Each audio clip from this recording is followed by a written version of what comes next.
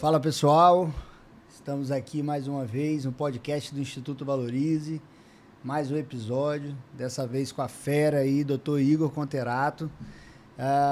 Quero passar para vocês que a gente já está no Spotify, então quem tiver interesse em ouvir aí os podcasts do Instituto Valorize, basta entrar lá, assinar, vocês vão receber todas as novidades sempre. E no nosso canal do YouTube também, nós sempre colocaremos lá todos os episódios. E como eu disse, hoje nós estamos aí com a fera, Dr. Igor Conterato, coordenador nacional da pós-graduação de grupos especiais do Instituto Valorize, parceiro nosso do Instituto Valorize e professor há vários e vários anos já com a gente. Seja bem-vindo aí, meu irmão. Obrigado Henrique. Obrigado a todo mundo que está assistindo. É um prazer para mim estar aqui. Eu visto de verdade essa camisa, eu gosto muito da instituição e acho que o papo vai ser legal, que vai ser um pouco diferente. Vai.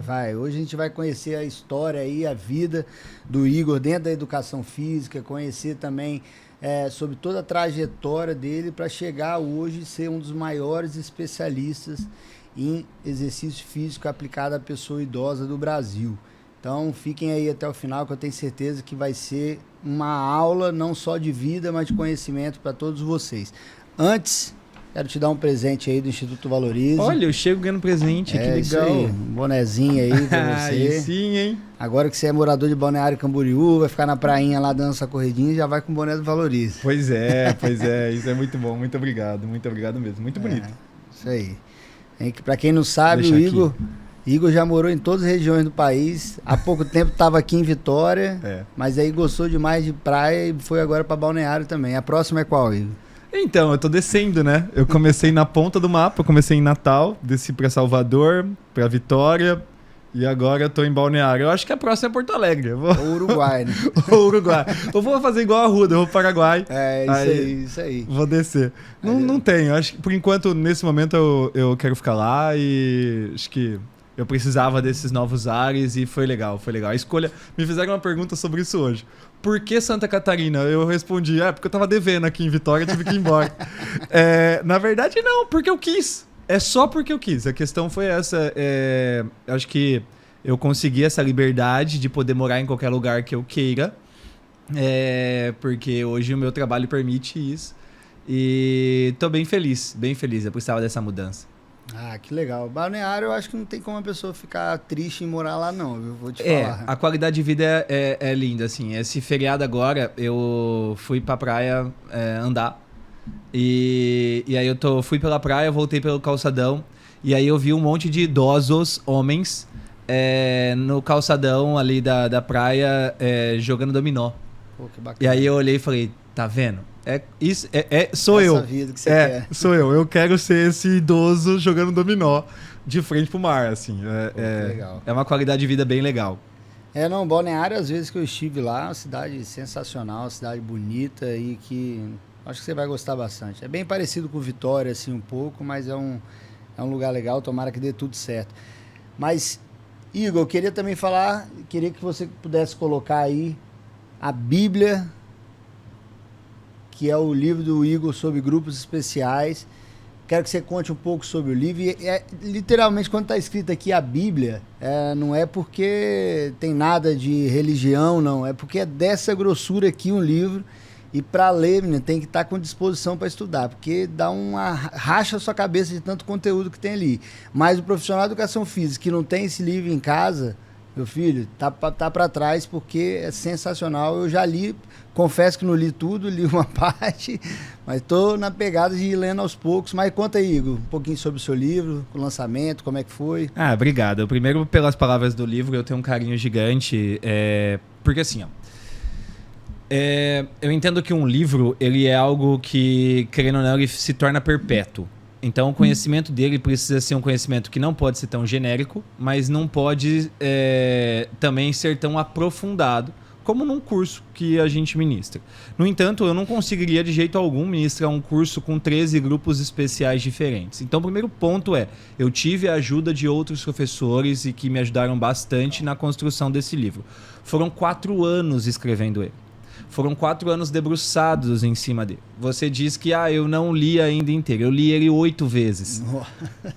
São 450 páginas. É um livro de capa dura. Eu quis fazer realmente um livro de qualidade acima de qualquer outra qualidade possível, porque ele, de fato, e aí você tocou bem no ponto, assim, tá? A questão de a Bíblia não é por uma questão religiosa, e nem quero diminuir a questão de Cristo, da Bíblia Sagrada. É pela questão de tudo que você quer, você encontra ali. E na palavra de Cristo isso também acontece. Sim, ótima analogia. Então, tudo que você precisa, você vai encontrar ali. Ele não é um livro, por exemplo, da gente pegar e começar a ler e terminar. Ele é um livro da seguinte situação. O aluno chega para você e fala: professor, quero você como meu aluno de personal. Meu professor de personal. E você fala: excelente. Você começa a fazer a anamnese. Esse senhor ou senhora tem hipertensão e diabetes. Só. Um caso bem tranquilo. Os 2 capítulos estão no livro. E a ideia do livro o nome, prescrição clínica, ele é justamente porque cada capítulo tem a prescrição para aquele grupo. Então são 13 grupos especiais distintos que a construção foi feita. Então essa é uma coisa que eu pouco falo. O primeiro capítulo é sobre gestantes, ou seja, no momento da concepção da vida. Eu passo por todos os capítulos de câncer de mama, síndrome de Down, crianças, na construção até chegar em idosos. Ou seja, o livro ele começa na concepção e ele termina no fim da vida. Então, tudo isso, a capa preta foi pensada diferente também, porque tudo que se fala de grupos especiais é rosinha, azul claro, é sempre uma cor muito sóbria, muito, muito bebê. E eu não queria isso, eu queria um livro com poder, porque ele tem muito poder dentro dele. E foram 4 anos com 17 professores junto comigo, onde eles escreveram o capítulo, eu ajudei a escrever todos os capítulos, a corrigir todos os capítulos. É uma obra que suei muito, mas muito feliz por ela. Muito feliz, já são mais de 3.000 cópias vendidas, eu tive que fazer uma nova remessa porque estava esgotado. Então, assim, a construção dele foi algo para mudar a educação física. E aí, o mais legal é que, assim, eu ouvi de muita gente falando: mas você vai colocar esse valor no livro? E sim, pessoal, não é um livro barato para a educação física. Mas quem tem fala que com o primeiro aluno que ele conseguiu treinar, porque ele não conseguiria sem o livro, já pagou o livro com 3 aulas que ele deu. Sim. Então, o investimento ele é absurdamente, de um retorno absurdamente lucrativo. E a ideia é exatamente essa. É daqui a alguns anos, alguns bons anos, porque agora estou escrevendo de idosos. Aí daqui a uns bons anos tem uma atualização com mais capítulos e com mudanças de algumas características do próprio capítulo que está escrito. Mas isso vai ser daqui a alguns bons anos, porque agora está vindo um maior ainda. Maior que esse? Mas esse só de idosos, que é treinando idosos da bengala ao sprint, que vão ser 21 capítulos com 21 tipos de idosos diferentes. Pô, que bacana. Então, esse provavelmente vai passar de 500 páginas, porque eu estou escrevendo só a parte de avaliação e ele já está com 90 no Word. Então, quando tem 90 no Word, vai dar em torno de 115, 110. Só na avaliação. Isso só em um capítulo de avaliação. Então, aí são outros 20 capítulos que eu vou escrever sobre fisiologia do envelhecimento, idosos com Parkinson, com Alzheimer. Então, eu quero construir obras. Eu não quero... eu tenho outros 2 livros, obviamente, mas eu não quero mais escrever livro que não pare em pé. Eu quero livro que a hora que você coloca seja... O que você me falou é o que mais me dá orgulho, assim, de fato é uma Bíblia. Eu quero que as pessoas façam isso aqui, a hora que falarem do meu livro, sabe? Sim, porque grande. Eu quero que tenha muito conteúdo. Eu poderia muito bem fragmentar esse de idosos em 2 livros. Esse daí eu poderia muito bem fragmentar em 2 livros, até em 3 livros. Não, eu acho que a educação física merece pegar em um livro que tem peso. Esse livro pesa 750 gramas. Então, pegar em um livro que você fala... Ô, louco. Eu acho que a nossa área merece qualidade muito mais do que quantidade de livros que você vai escrever. Não, e são livros que ficam, né, cara? Quando você falou a questão de... eu quis fazer com a capa dura e tal. Além da durabilidade de conteúdo que tem dali, né? Que são anos, que você pode usar por anos. Eu sei que profissional de educação física daqui a 10 anos ele vai estar estudando para um livro desse. Os melhores livros são aqueles que duram na prateleira, né? Então você pode olhar lá na biblioteca municipal da sua cidade, o que tem mais duração, o que está mais tempo lá são os livros que são bem feitos. E esse ficou muito bem feito. E uma coisa que você falou, e eu acho que é importante, a gente vai tocar muito nesses assuntos aqui, mas em especial quando fala sobre o seu livro, sobre a pós-graduação do Instituto Valorize, de grupos especiais também, é sobre a questão do valor e do preço. Né? Acho que a gente, na educação física, e eu sei que isso está mudando, a gente está caminhando para mudar, mas muitas vezes a pessoa se importa mais com o preço. O preço é importante, lógico, você tem que saber se você tem condições, mas o valor que aquilo ali pode representar para você, eu acho que é o mais importante.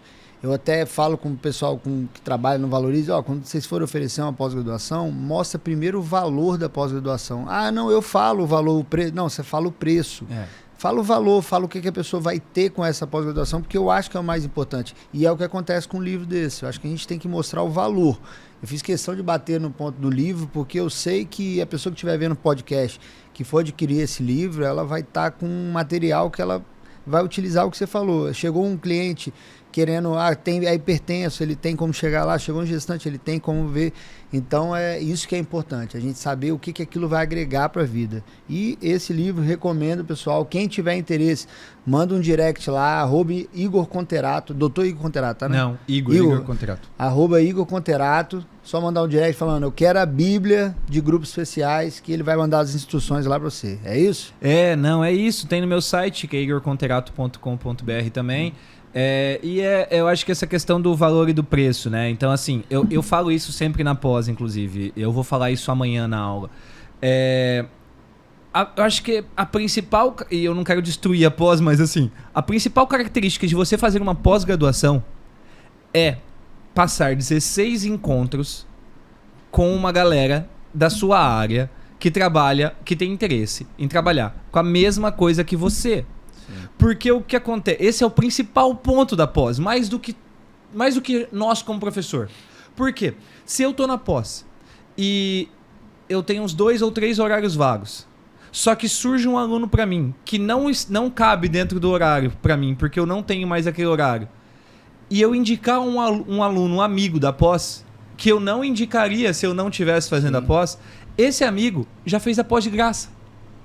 Porque, veja bem, o aluno de personal que ele tem a mais, que ele só vai ter a mais porque ele tá fazendo a pós, já vai custear, já vai pagar e vai sobrar o valor que ele paga da pós. Somado a, ele não pegaria esse aluno porque talvez ele não saberia tratar desse aluno, se ele não estivesse fazendo a pós, e ele não pegaria esse aluno porque ele não conheceria 30, 40 profissionais de educação física que estão ali na sala estudando a mesma coisa que ele.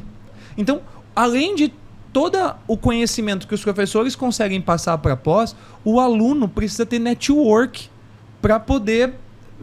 Se ele sai da pós com 3 alunos a mais, a pós virou uma mina de ouro para ele. Isso acontece.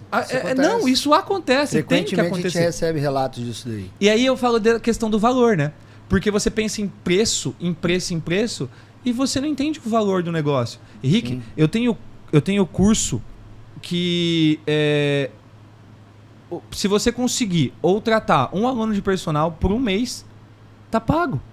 Sim. Só que a pessoa olha e fala, nossa, mas o curso é R$700. Eu falo, são 80 aulas. Mas é muito caro R$700. Então, se você tiver um aluno de personal, no primeiro mês com esse aluno, você já pagou o curso. E você só vai conseguir ou ter a segurança de ter esse aluno se você estiver fazendo a pós, se você estiver fazendo o curso, se você estiver com o livro. Então, eu preciso me capacitar. E aí vem o outro ponto. E isso é uma coisa que a gente tem que chamar a atenção na educação física. A pessoa ela faz um curso meu ou faz a pós da Valorize em 2018, quando eu comecei a dar aula, e ele acha que ele não precisa mais. A gente está indo para 2023. Eu dava aula de hipertensão em 2018 na pós da Valorize. Hoje eu dou aula de idosos. A minha aula de idosos, quando eu comecei a dar ela, não é igual à de agora. Nunca será. Imagina a minha aula de hipertensão que o cara fez em 2018. Não, com certeza muda muita então, coisa. Não adianta o cara ter um livro, ou ter um curso, ou ter uma pós e achar que é para isso que Não, já tá bom. Acabei, né? Já tá bom, não precisa. A capacitação e o estudo, eu costumo dizer, ela é um progresso, né? Você progride dentro de uma coisa. Você não chega em determinado ponto e você não precisa mais. Isso é a maior ilusão que a pessoa já pôde colocar na cabeça.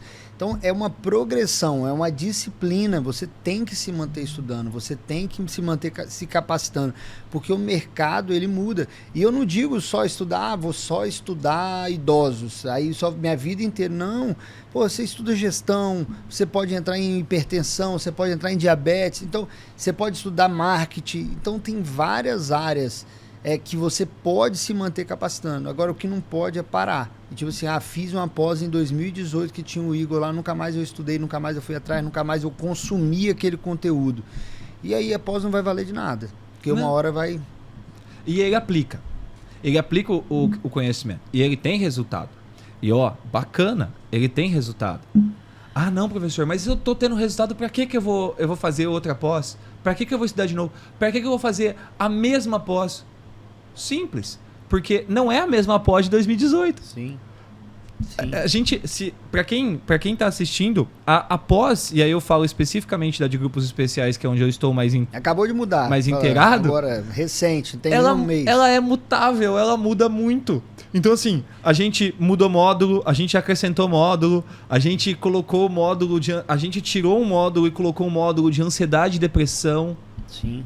Por entender aquela importância que no começo, como toda mudança, gera um desconforto, mas a gente junto abraçou o negócio e falou, não, a gente acredita nisso.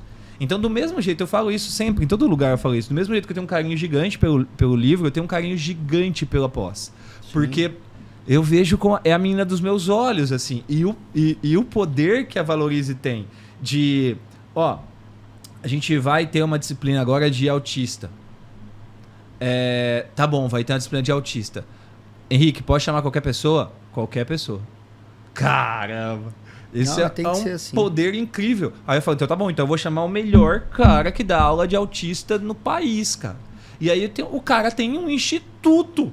Sim, e a gente pega o cara e fala, você quer dar aula? Ele fala, vou. Putz, é incrível isso, é incrível. Por quê? Porque são os melhores. Porque eu gosto muito de falar isso quando eu vou abrir turma, que eu falo, eu sou o coordenador nacional. Vocês me olham e vocês falam, nossa, o coordenador nacional dando aula pra nós daquilo que ele mais estuda, que é idosos. Esse cara vai arrebentar.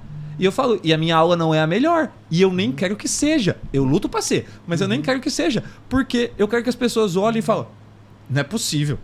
Não é possível que depois dessa aula a gente ainda vai ter aula melhor. E tem. Sim. Tem. E aí, eu não tenho vaidade nenhuma nesse ponto. Eu quero que cada aula o aluno vira e fala, eu nunca conseguiria fazer isso se não fosse essa aula. Eu nunca teria aprendido isso se não fosse fazendo essa aula. Porque não é um curso, é uma pós-graduação. É diferente, é outra pegada. Sim, não, essa é a ideia. Eu até brinco, às vezes a pessoa fala assim, Henrique, a gente oferece, qual pós-graduação está tendo em Vitória? Está acontecendo em Vitória? Vai acontecer de grupos especiais. Mas eu fiz uma pós de grupos especiais em 1980. Aí eu falo, primeiro, você não fez a pós-graduação do Valorize. Então, não compara com outra. Mas eu já tenho essa especialidade. Não é a nomenclatura. A nomenclatura... Ninguém te contrata pela sua pós. Sim. Desculpa. Nenhum aluno de personal... Comenta aí embaixo. Algum aluno de personal já pediu seu certificado? Já pediu seu diploma de pós?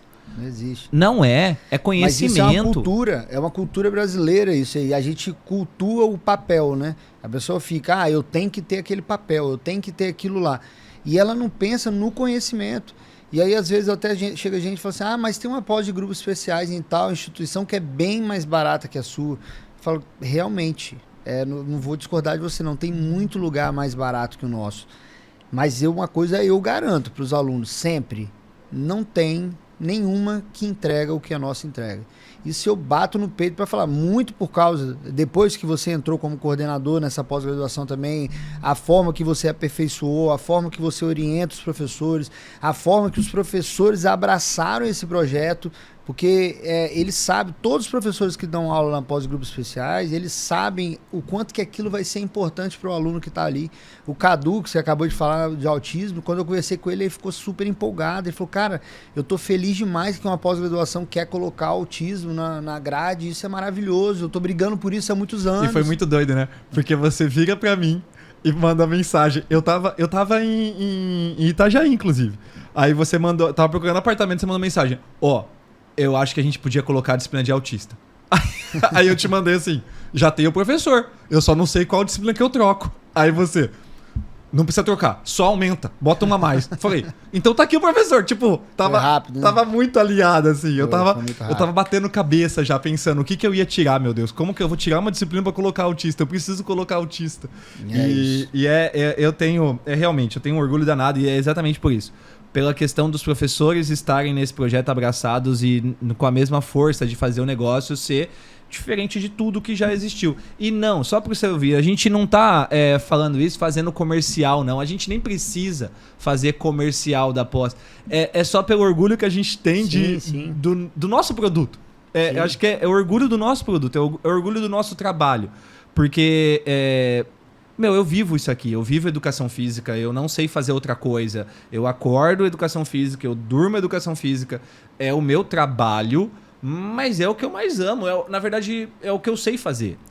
Então, falar de um produto com orgulho, de um projeto com orgulho. Nem é pensar em venda, nem nada do tipo, não é essa a questão aqui. Nem do podcast, a ideia do podcast é a gente mesmo bater um papo, e eu gosto quando a gente conversa e fica uma coisa natural mesmo. Você está contando aquilo que você pegou lá atrás, que você aperfeiçoou, que fez chegar onde está, isso que é importante. Mas você falou que dorme, acorda, respira educação física. Desde quando? Quando começou, assim, o dia que você bateu assim, eu quero fazer educação física? Fala primeiro de onde você veio, onde você estudou, quero saber um pouco da sua história aí. Cara, eu até fiz um vídeo que eu fiquei com vergonha dele, mas deu repercussão e aí eu deixei. Eu fiz um vídeo há um tempo atrás, chorando no vídeo. Eu não ia chorar, mas eu comecei a falar e já comecei a chorar. Que eu fui convidado para ministrar uma palestra. Na verdade, foram 2 aulas numa certificação que vai ter aqui no Brasil do Colégio Americano de Medicina do Esporte. Carnevale te chamou? Isso, o Carnevale me chamou junto com o Bruno Falcão. E aí eu fiquei muito, muito emocionado, porque aí vem toda a história do que eu vou te contar. Eu venho de uma cidade de 14 mil habitantes, chamada Tupi Paulista, que fica no extremo oeste do estado de São Paulo. Eu sempre fui envolvido com esporte, desde os 10 anos eu pratiquei voleibol até os 22 anos, 23 por aí. E aí, desde então, eu sempre curti muito praticar esporte.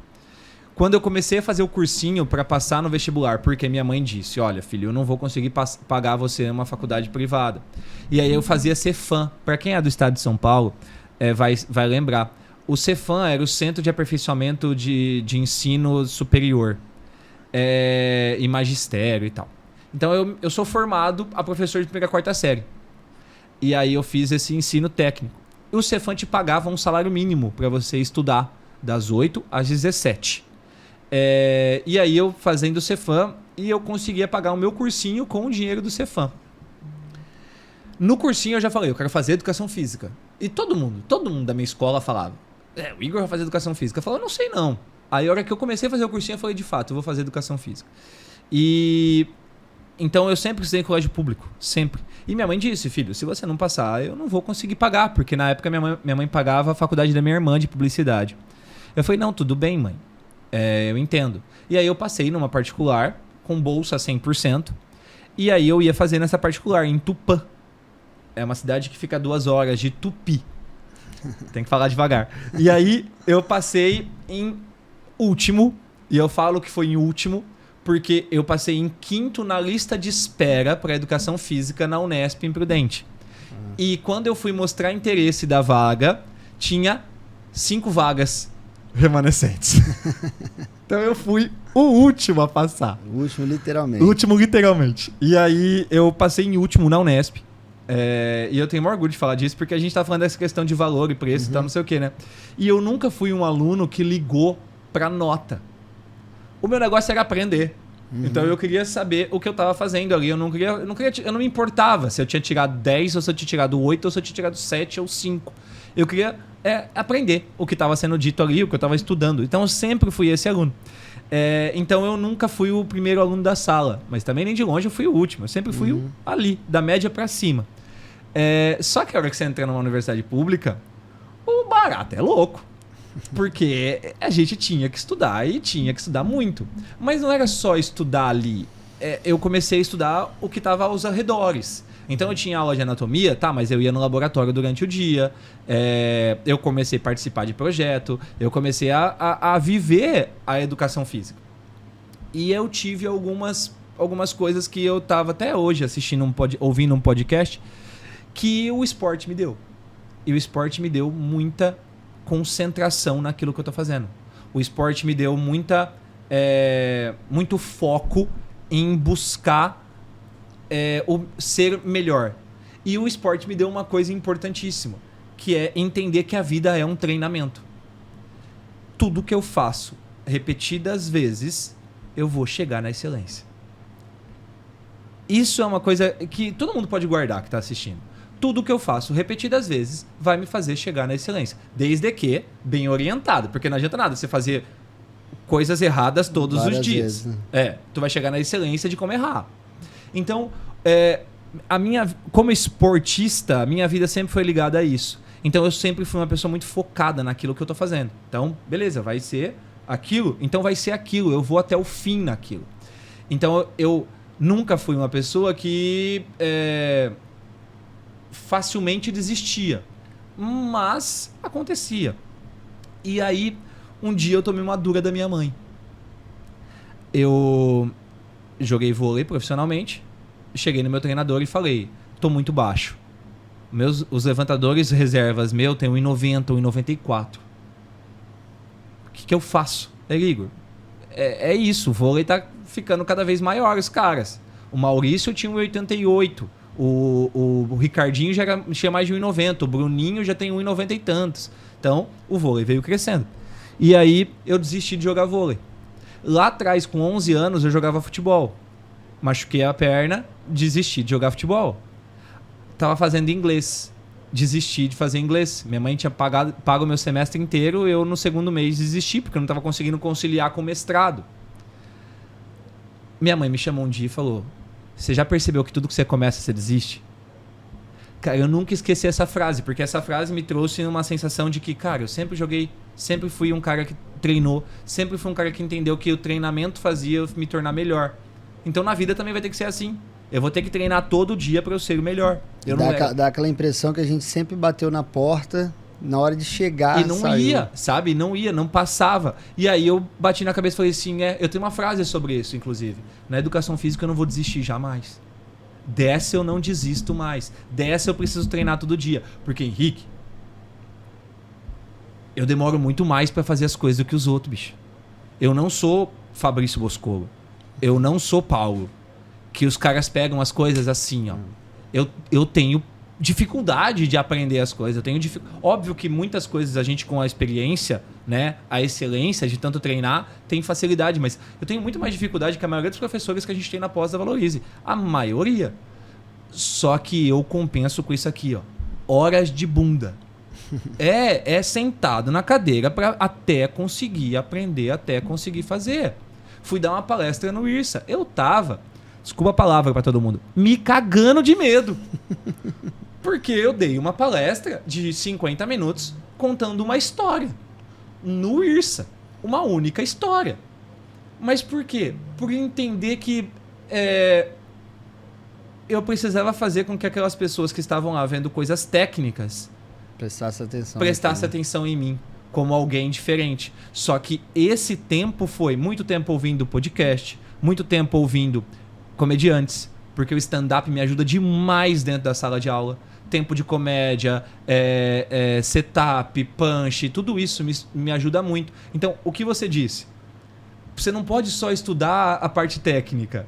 Eu estudo comédia, eu estudo gestão, eu estudo gestão de tempo, gestão de pessoas, eu estudo a questão de como eu vou fazer para vender, de marketing, de tudo.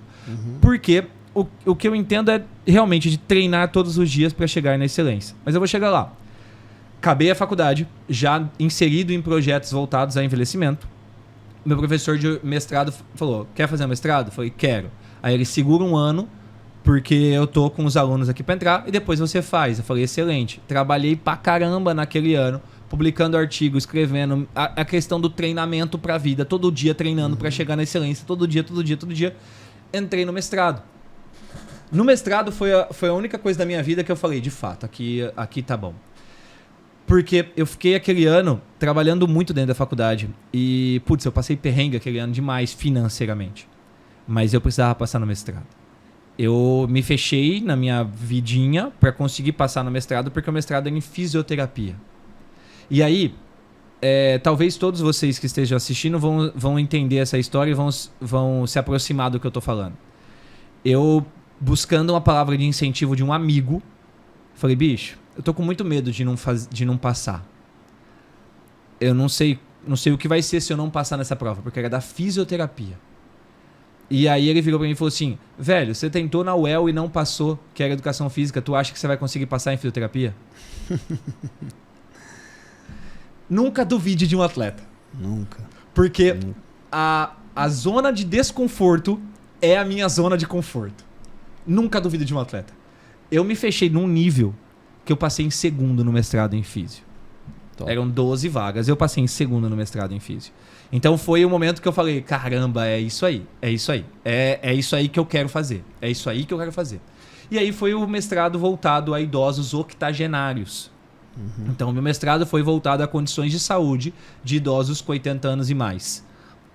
Ali de Presidente Prudente, que já é uma região ainda oeste, mas já é uma cidade com 200 e poucos mil habitantes, que eu adoro, inclusive, Prudente.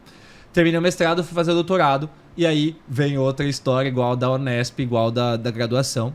Eu passei no doutorado, lá, não sei, obviamente, em que lugar que eu passei, mas você passava no doutorado se você tirasse 6.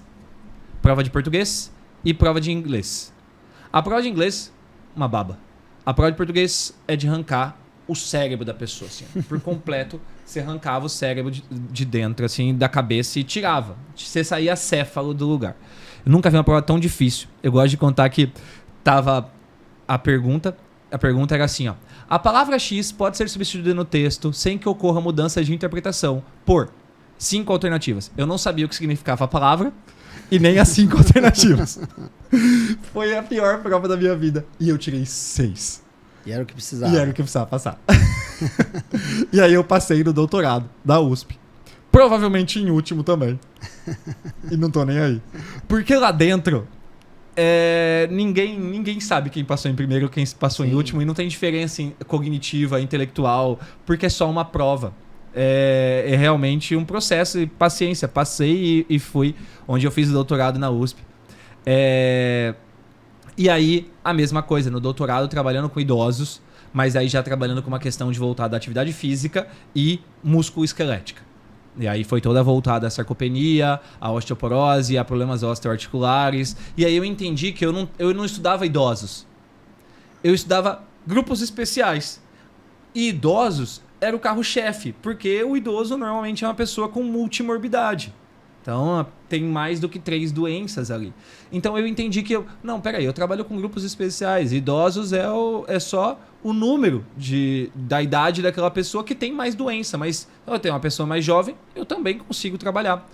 E aí, a questão foi essa. A questão de... Minha carreira acadêmica, ela foi toda construída em cima do trabalho voltado a condições de saúde de pessoas idosas.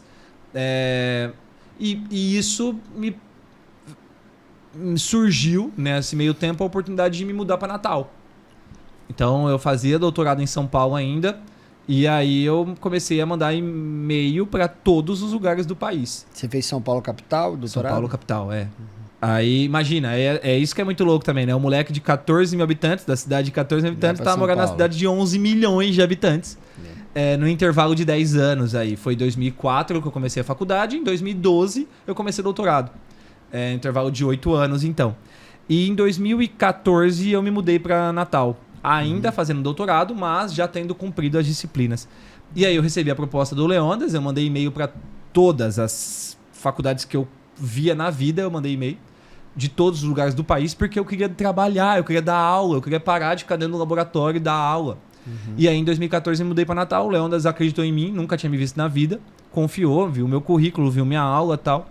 E aí foi quando, e aí eu falo isso sempre, eu devo muito ao Nordeste, Então o Nordeste me projetou, o Nordeste, óbvio que teve muito esforço nesse meio tempo, mas o Nordeste me projetou de um jeito que eu não sei o que seria hoje se não fosse o estar em Natal, se não fosse estar ao lado de pessoas como Leônidas, como Matheus, como Pedro, de conhecer o Instituto Valorize, mas aí eu conheci o Dudu Wernick, começar a dar curso pro Dudu, depois começar a dar curso em Belém, aí começar a viajar, porque eu comecei a viajar em 2016, quando eu terminei o doutorado, e aí eu comecei a viajar.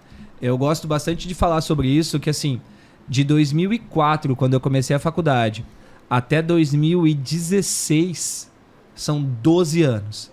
E nesse período, meus amigos compraram carro, meus amigos compraram casa, amigos de infância, compraram casa, meus amigos casaram, meus amigos construíram a vida. E eu não tinha dinheiro. Eu não tinha carro ainda. Não tinha nada. Mas eu entendia uma coisa. Eu não estava no momento de ganhar dinheiro.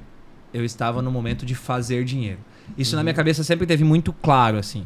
Não é o momento para você ganhar dinheiro. É o momento para você fazer dinheiro. Calma. Sabe o filme do Rock, que ele tá apanhando pra caramba, e aí os caras comentam, mas por que você não bate? Porque ele tá cansando o cara. Calma.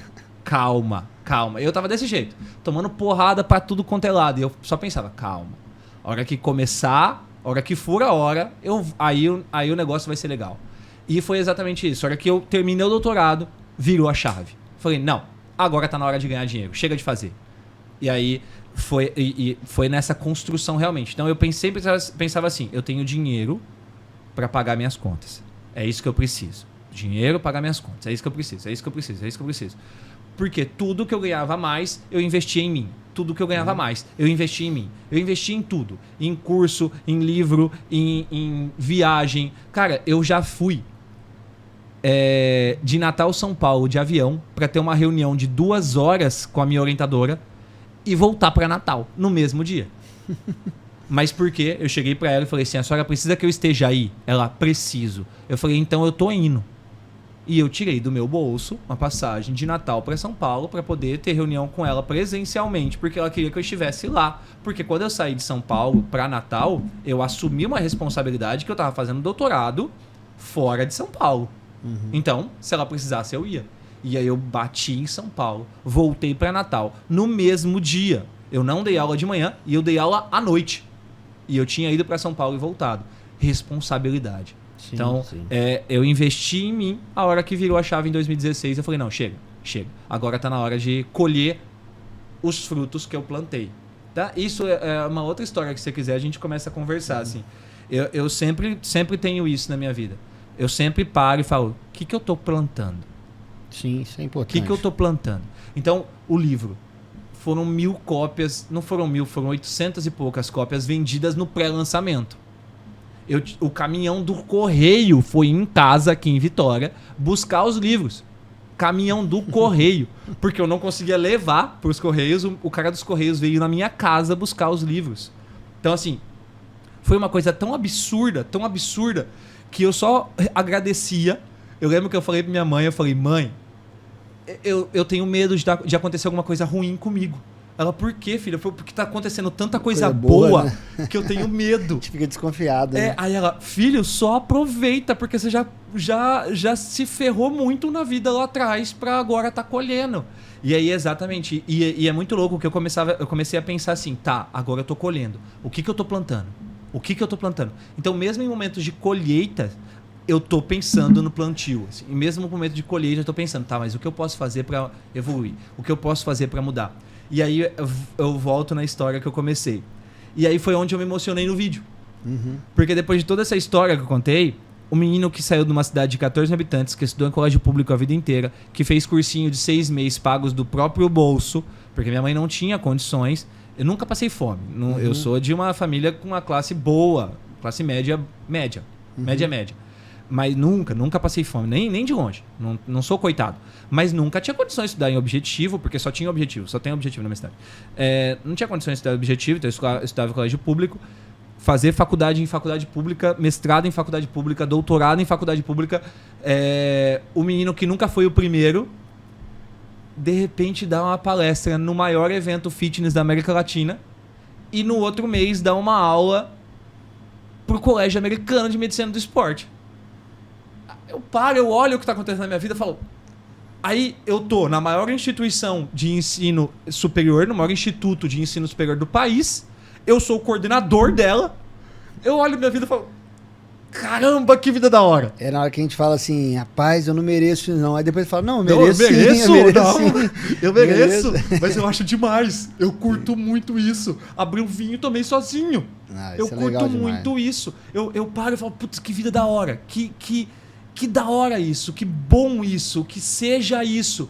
E aí eu paro e falo, não, que é só o começo. Eu tenho 36 anos. Nada dá mais combustível que isso, né? Na hora que você vê, falando, cara, fiz certo, deu certo. Cara, vou tocar, vou fazer de novo. Isso é até a história do Valorize. A gente lá atrás foi meio que isso também. A gente, quando começou, e aí, pô, deu certo. Falei, cara, deu certo, eu posso fazer de outra forma agora para dar certo 2 vezes. E foi dando. Aí tem uma hora que você para e fala, cara... Lata, e vai passando tão rápido nessa parte boa que aí na hora que você toma esse choque de realidade que você tomou, que você olha, é de se emocionar mesmo. Quantas vezes eu e Vinícius já nos emocionamos de pensar exatamente naquilo que você construiu. Porque é muito fácil quando a gente tem algo que cai no nosso colo, né, bicho? Que foi sorte. E nesse meio do caminho, eu pelo menos, muitas vezes eu pensei, eu falo assim, rapaz... pô, eu dei sorte, será? E aí você começa a olhar, cara, eu fiz isso, me abdiquei de tal coisa, eu sofri tanto tempo, eu estava em tal lugar fazendo isso, aí você fala, cara, não foi sorte. O trabalho, ele recompensa mesmo. Foi igual você falou lá atrás, que o talento, a pessoa, eu não tenho talento nenhum, eu tenho esforço. Mas se você parar para analisar, tá cheio de talentoso desistente, cheio de talentoso derrotado. E se você parar para olhar quantos esforçados campeões que existem. Sim. Existem muitos esforçados campeões, muito mais esforçados campeões do que talentosos. 1000 vezes. Isso acontece. E esse reflexo, você falou, fiquei até com vergonha. Rapaz, não tenha vergonha, não. Eu tenho certeza que sua mãe ficou emocionada junto. Ficou. É porque assim, a minha mãe, coitada, ela não tem muita noção. Hoje, talvez um pouco mais. Meu pai não tinha também, aí entendeu. Por exemplo, quando eu me mudei pra Vitória, ou agora que eu me mudei pra Itajaí, ali do lado de Balneário, foi exatamente isso, assim. Meu pai vira pra mim e fala assim, ô filho, mas o que você faz pra ganhar dinheiro? Porque eu não tenho carteira assinada. Eu não trabalho numa empresa que eu tenho que cumprir horário das 8 às 18 e tal, não sei o quê. E aí eu pego e brinco com meu pai e falo, pai, eu tô devendo aqui, eu vou embora. E aí ele dá risada. E aí eu abro o meu aplicativo da Eduz, abro minha conta bancária, eu falo, pai, tá tudo bem. Tá tudo bem. É difícil explicar. Hoje você não precisa mais. Porque, pessoal, pra você que tá assistindo, eu fui bancado pelos meus pais. Eles me ajudavam e eu trabalhava junto até 2012. Até eu ter uma bolsa de doutorado com R$ 2.200 por mês para viver em São Paulo. E eu falei, mãe, pai, não precisa mais. Tá, agora eu consigo. Com R$ 2.200. Só que minha mãe ainda pagava meu plano de saúde. Porque eu sou uma pessoa que vive doente. E aí eu tenho que cuidar e tal, não sei o que. Então eu sempre tenho que ter plano de saúde. E aí, minha mãe ainda pagava meu plano de saúde. Minha mãe parou de pagar meu plano de saúde em 2014, quando me mudei para Natal. Então, por que eu tô contando isso? Porque a história, ela não é uma história de que... não, porque eu fui e deu certo. Não, cara. Era muito vergonhoso para mim, em 2012, fazendo doutorado, eu fiquei 3 meses sem bolsa, pagava R$750 de aluguel, porque eu dividia com mais 4 pessoas, dentro de uma casa de 3 quartos, eu tinha vergonha de pedir dinheiro pra minha mãe. E aí eu saía uma vez por mês, e ou eu tomava 2 Heineken, porque cada Heineken era R$7, ou eu tomava uma dose de whisky, que era 15. Eu tinha que escolher, porque eu não podia. E eu nunca ia em festa nesses 3 meses aí, que eu fiquei sem bolsa. Eu não ia em nenhuma festa que tinha que pagar a entrada. Porque se tivesse, eu não ia, não tinha dinheiro pra pagar. Porque eu morava em São Paulo sem bolsa. Então foi. E olha só, eu tava formado em 2007. Eu tava falando de 2012, fazendo doutorado. Sim. Era perrenguinho, sabe assim? De parar e falar, putz, que isso? O que eu tô fazendo? E aí eu via, é por isso que não vale você... Eu sempre falo isso nas redes sociais. Não é justo com você comparar o seu bastidor com o palco dos outros. Sim. Porque eu parava meus amigos, eu tinha amigo que morava em São Paulo, tenho ainda, de infância, que trabalhava no Safra já. Andava de Civic, com um apartamento de 3 quartos dele, em São Paulo, na Vila Madalena. Então, eu olhava, cara, estudou comigo, olha como tá, olha como eu tô. Sim, essas comparações Mas não é acontecem. justo, porque a gente escolhe caminhos diferentes. Sim, e sim. o caminho dele foi muito mais reto, fez engenharia. O meu, tive que dar uma baita de uma volta, sabe? Então, hoje eu entendo que... E isso acontece muito, sabe? Principalmente com você, que tá assistindo a gente e tá se formando agora ou tá formado há pouco tempo.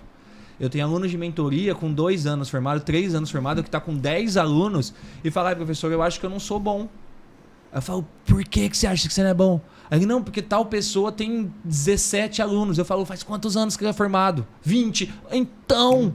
E fora que você não Calma. sabe o que aquela pessoa fez para chegar ali. Pode existir muita coisa. Exato. Você não pode julgar só o resultado. Então, a hora que eu paro, hoje eu olho, mas, poxa, imagina, eu tenho 18 anos que eu saí, que eu fui fazer faculdade.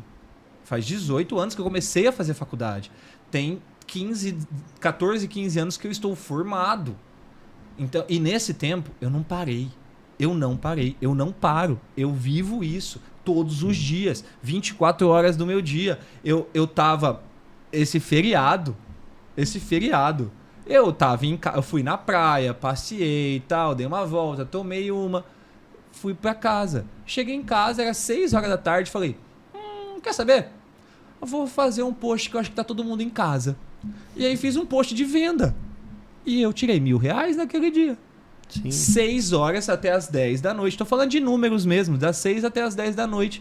Ali. Por quê? Porque depois que eu tive minha diversão, eu fui lá e trabalhei. Porque eu vivo isso todos os dias. Só pra gente fechar essa parte, você me falou uma coisa, eu queria falar, eu lembrei dele.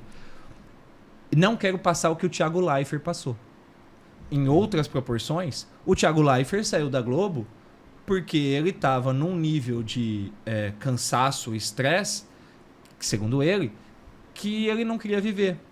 Ele entregou o maior Big Brother da história, ele entregou um The Voice cada vez melhor, cada vez mais, e ele virava, a hora que as pessoas falavam, você tem noção do que você fez? Ele, não, tô preparando o próximo. Ou seja, Dava tempo. ele não curtia as vitórias dele. Uhum. E, cara, se você não curte as vitórias, você se massacra nas derrotas. Sim.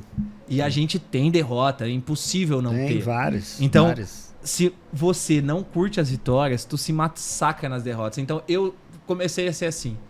Cara, fui chamado pra dar uma aula num colégio americano. Putz, eu vou pegar um dia que eu vou sair, que eu vou fazer outra coisa, que eu vou comprar uma roupa que eu quero, que eu vou tomar a cerveja que eu mais quis tomar, que eu vou tomar um vinho bacana. É isso, porque eu quero comemorar aquela pequena vitória. Eu quero olhar e falar, putz, foi bom demais. Porque aí eu comecei a falar isso tem 1 ano. Minha vida é muito da hora, cara. A minha vida é muito da hora. Eu conheço o país inteiro viajando, o país inteiro todo ano. Eu conheço gente de tudo quanto é lugar. Eu vejo culturas diferentes. Eu tomo cachaça de jambu lá em Belém, que adormece a boca. Eu chamo os outros de macho lá em Fortaleza. Come o filhote lá em Belém. Eu como filhote. Nossa, o filhote em Belém. Então, eu tomo chimarrão agora. Então, assim, sabe? Eu quero aproveitar. Aproveita porque mesmo. eu acho que a vida é muito da hora. A gente Sim. pode aproveitar com pequenas coisas, sabe? Sim, sim. E eu comemoro muito essas pequenas coisas. Eu acho que às vezes as pessoas esperam demais, né? É aquela história do bilionário lá, né? O cara pô, quero ser milionário.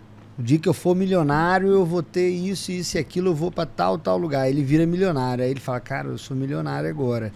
Mas se eu for bilionário, eu vou poder comprar isso, vou pra tal lugar, não sei o quê. Aí o cara vira bilionário. Quando ele vira bilionário, o cara nunca consegue aproveitar o que ele conquistou. Porque ele sempre tá pensando num degrau na frente. Eu acho, isso que você falou é formidável da gente pensar dessa forma, e até de traçar determinadas metas, e a partir do momento que você cumpriu determinada meta, você se recompensar por aquilo. Isso é a coisa mais... É a melhor coisa de se fazer com você mesmo, porque você para analisar, você fala, cara, você vai ficar se martirizando toda vez, né? Primeiro que as pessoas, muitas vezes, elas colocam objetivos na vida dela que é impossível de acontecer, né? O cara fala, eu quero virar milionário em 1 ano. Aí ele não alcança, vem a frustração, né? Eu acho que a pessoa tem que ter determinadas metas, igual você falou, cara, eu parei para trabalhar às 6 horas da tarde, eu quero conseguir vender até 10 horas da noite, e aí faturou R$1.000, você fala, bicho, eu sou bom no que eu faço. Em pouquinhas horas eu ganhei dinheiro, eu fiz acontecer. Com a gente aconteceu agora até uma situação e que às vezes nas primeiras pós-graduações online eu me frustrei muito, né? Porque eu queria mobilizar mesmo a educação física. E de fato eu acho que a gente perdeu até o time de lançamento. A ideia era lançar antes da pandemia, veio a pandemia, a gente parou. E aí eu fui lançando, foi acontecendo alguns. E aí agora a gente lançou a pós em Endurance. E aí eu via muito aquela história, né, do Érico Rocha, né, 6 em 7, eu lembro daquela história, eu falava, rapaz, como parar para analisar como que faz o 6-7, como chega, e aí nós lançamos a pós-endurance, lançamos na segunda-feira, e na terça a gente fez 6 e 7. Na terça-feira a gente conseguiu alcançar a quantidade que a gente queria ali, aí eu fui parar para fazer as contas, eu falei, caraca, consegui, aí eu fui fazer a conta das outras, eu falei, não... Era uma coisa lá atrás que você pensava assim, você fala, cara, 6 em 7 deve ser massa de fazer e tal. E eu fiz seguidas vezes, a gente fez seguido, o Valorize fez seguidas vezes, né? E aí essas coisas passam, você não percebe. Mas se eu tivesse feito a conta, né, de Endurance lá e não tivesse alcançado a quantidade de alunos que a gente precisava, eu tinha me frustrado. E as que passaram eu não comemorei. Sabe, eu não parei, falei, porra, deu certo essa. A próxima, eu quero que vamos fazer a próxima agora. Vamos comemorar essa aqui, deu certo. E aí foi agora, a gente até lançou essa pós de Endurance, esse pessoal que está assistindo de casa aí. Foi até uma surpresa, o Sandro Rodrigues, que é o coordenador, e ele vinha me falando, rapaz, tem muita gente de triatlo, muita gente de mountain bike, tem a galera. Eu falei, cara, mas será que é um público legal? Ele, não, vamos fazer. E, cara, foi um sucesso estrondoso aí. A gente até parou as vendas essa semana. Eu falei, ó, para um pouco pra gente entender o que aconteceu. Semana que vem a gente volta. E eu acho que o pensamento é esse. Eu acho que a gente, quando você tá na merda, literalmente falando, não acabou tudo. Quando você tá ferrado lá, você fala, bicho, tô ferrado aqui. Não é o fim do mundo. E quando você tá bem, não é o fim do mundo também, não. Então o cara, muitas vezes, ele fala, pô, tô na merda aqui, acabou, vou mudar, vou desistir, vou fazer acontecer. Mas quando o cara alcança também, ele entra naquele loop perigoso que eu falei, né? Não, agora eu quero tal coisa, eu quero chegar em tal lugar. E cada vez ele não valoriza a própria conquista dele, eu acho. O que eu falei agora no começo, né? A zona de desconforto é o local que eu mais me sinto confortável. Então, acho que essa é a questão pro cara que conquistou. Ah, tu conquistou. Ah, legal. Eu tenho 2 escolhas. Me manter nessa conquista ou evoluir. E aí vem a questão, novamente traz a questão do livro, traz a questão da pós. Não é arrogância dizer isso. É a melhor pós que a gente tem montada de grupos especiais do país. Não é arrogância. É um fato. E ela tá mudando mesmo assim. Porque a gente quer manter ela como a melhor. Sim. Não basta chegar. A gente tem que se manter lá em cima. A mesma coisa do livro. Por exemplo, eu me lanço um livro de 450 páginas, com capa dura, com 3 grupos especiais diferentes. O que eu faço agora para conseguir uma coisa maior ainda? Tá bom. Vou lançar um livro de idosos com 21 capítulos e cada capítulo vai ter um QR Code e o cara vai assistir uma aula minha mostrando como eu escrevi aquele capítulo. Massa. Ninguém fez isso. Uhum. Como eu consegui fazer isso? Tava lendo um livro chamado Poder do Hábito. Olha, A partir disso, me veio a ideia de criar esse QR Code a cada fim de capítulo. Então, é a questão de viver aquilo que eu faço, mas mais do que isso, buscar evolução, evolução. Por quê? Porque eu posso lançar o livro de idosos e vender 200. Eu vou olhar e falar, putz, eu esperava vender pelo menos 1000 desse livro. Sim. Mas tá bom, o livro tá aqui, ele vai ser vendido. Eu me frustro 24 horas. Eu tenho 24 horas. Vai, chora. Fica em posição fetal. 24 horas, irmão. Depois disso, ninguém vai fazer mais por você. É a mesma coisa de qualquer outro esporte. Se você toma uma cesta no basquete, porque foi um passe seu errado, e depois que você pega a bola, você joga a bola no chão, bravo, porque o cara fez a cesta. Você recebe a bola de novo, você joga a bola no chão, bravo, porque você errou aquele passe. O que vai acontecer? O cara vai pegar a bola de você e vai fazer outra cesta, irmão. Não dá tempo de chorar, não. Vai. Isso aí. Sabe? Isso aí. Vai. Então, é exatamente isso. Eu comemoro as vitórias, eu me frustro com os erros, me frustro muito com os erros, mas eu tenho 24 horas só. Depois disso, manga arregaçada e bora pro pau de novo. E os erros, eles servem justamente para te alertar, né, de muita coisa. Às vezes você fala, eu sou bom, isso aqui vai só de eu mexer já vai dar certo. Aí dá errado, você fala, opa, o que tá acontecendo? Vamos analisar. Eu gosto muito de fazer essa autocrítica, assim. Eu lá no Valorize, tanto eu quanto o Vinícius, eu gosto muito de fazer essa análise. Eu falo, cara, em que a gente errou? Em que a gente pode estar errando? Vamos procurar onde que pode estar acontecendo algo que talvez está impedindo da gente chegar no próximo degrau. E aí eu penso muito isso, eu gosto muito de pensar com a cabeça das pessoas, assim, cara, o que essa pessoa quer? O que o cara quer, né, receber? Qual que é o produto? Que forma que eu vou entregar? Eu acho que isso é importante. Eu acho que isso tudo que a gente falou, ele serve muito para o profissional de educação física, não só para o profissional de educação física, mas quem estiver assistindo. Que ele tem que pensar e pensar grande. Ele tem que tentar resolver as questões que ele almeja, mas de uma forma de que não deixa aquilo frustrar ele por qualquer erro. Eu acho que quando você tenta e erra, o próximo estágio é tentar de novo e não errar aquilo que você errou antes, mas aí vem outro erro muitas vezes, e aí o próximo estágio é não errar aquelas duas coisas que você fez. Isso é um eterno aprendizado, a gente vai trabalhando, a gente vai tentando, a gente vai seguindo, e não adianta você chorar ali mais de 24 horas, ficar triste. O que adianta é você pegar o erro e falar, cara, errei nisso, e para corrigir, o que eu vou fazer? E eu acho que esse é o sentido até da vida. O sentido da vida, ela é um eterno perde-ganho, um eterno aprendizado. Você vai viver aprendendo, você vai viver fazendo coisas que você vai se orgulhar, fazendo coisas que deram errado e que você precisa melhorar. Essa é a vida, e sempre vai ser assim. Não adianta o cara falar, rapaz, estou agora com 20 alunos de personal trainer. Pô, quebrei a banca, era tudo que eu queria, estou rico. Aí vem, de repente, você perde 10. E aí vem a pandemia. Vem a pandemia. Então, a gente tem que ter o pé no chão, pensar, comemorar, como você disse, as pequenas conquistas, mas saber que tem amanhã. Então, amanhã começa tudo de novo. Não adianta simplesmente jogar tudo pro alto. Como é a mesma coisa quando você tá ferrado lá, você também não pode jogar tudo pro alto. Quando você erra, você não pode jogar tudo pro alto. E quando você ganha, você também não pode.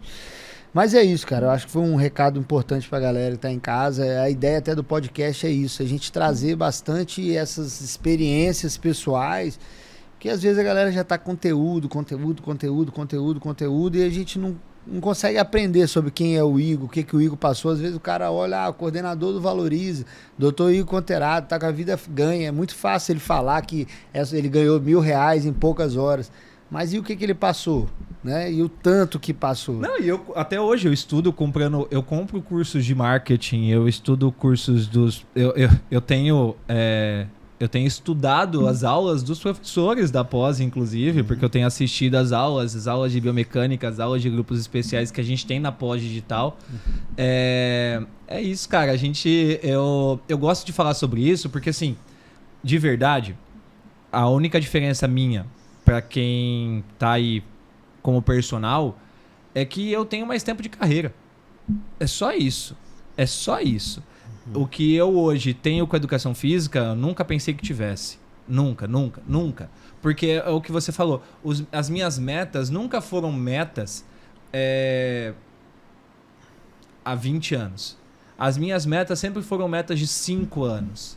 E eu gosto bastante disso, porque a gente... uma vez eu estava lá no colegial, a professora falou assim, onde você espera estar daqui 10 anos? Eu falei, sei lá, professora, eu não organizo minha vida desse jeito, não. Aí ela, bom, se você não organiza sua vida desse jeito, qualquer lugar vai servir. Então, você pode estar bem ou pode estar na merda, mas pra você vai ser indiferente. Eu falei, professor, pode ser isso. Só que aquilo eu não era maduro a entender. Aquilo me tocou. E hoje eu consigo entender que, poxa, se eu não tiver meta, eu começo a aceitar algumas coisas que vão me desvirtuar do meu objetivo. Sim. E aí dizer não faz parte do negócio. Dizer não é importante no seu objetivo.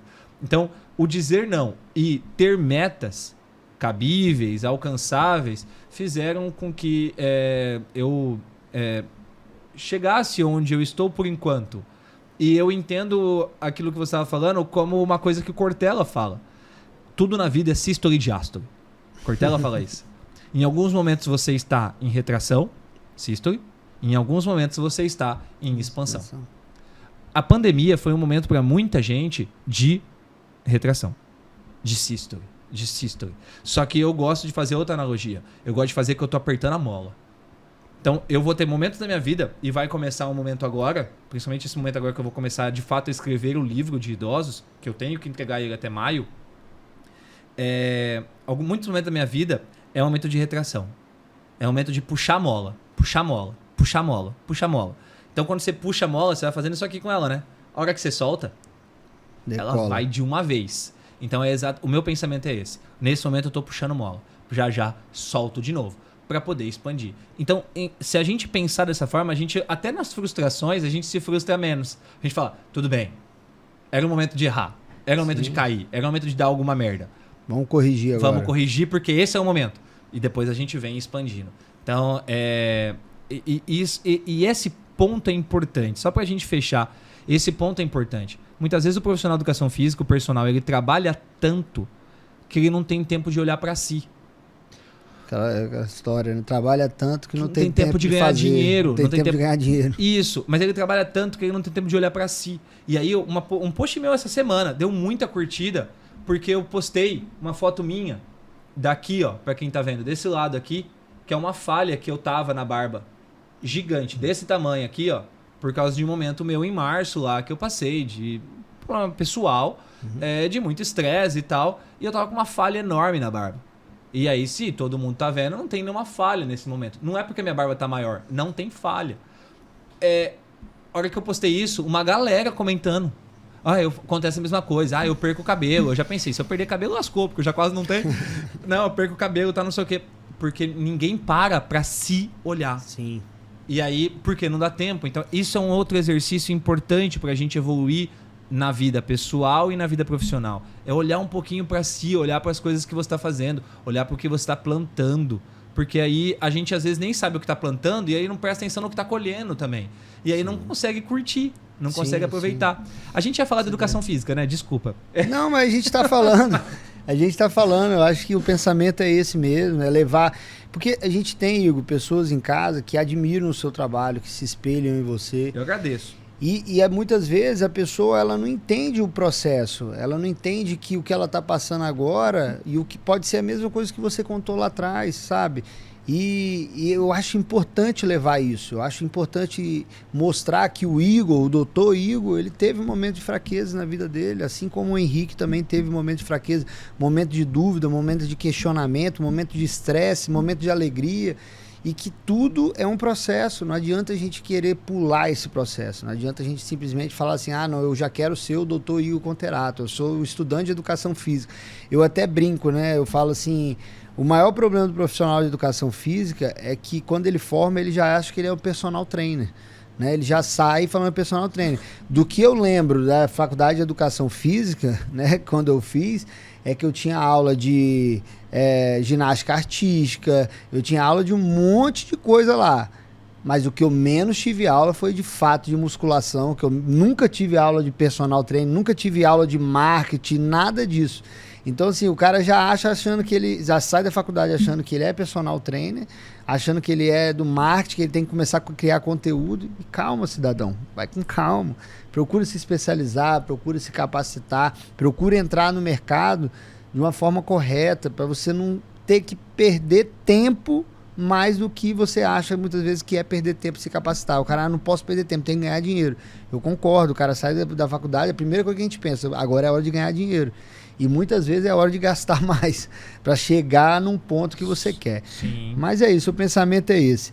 Agora, Igor, falando aí um pouco mais da área, falando um pouco mais sobre a sua especialidade, que é o treinamento de pessoas idosas, por que você acha que o idoso ele não está tão presente na academia? Eu sei que aumentou muito, né? De fato, hoje a gente vê muito mais pessoas idosas se exercitando e tudo mais.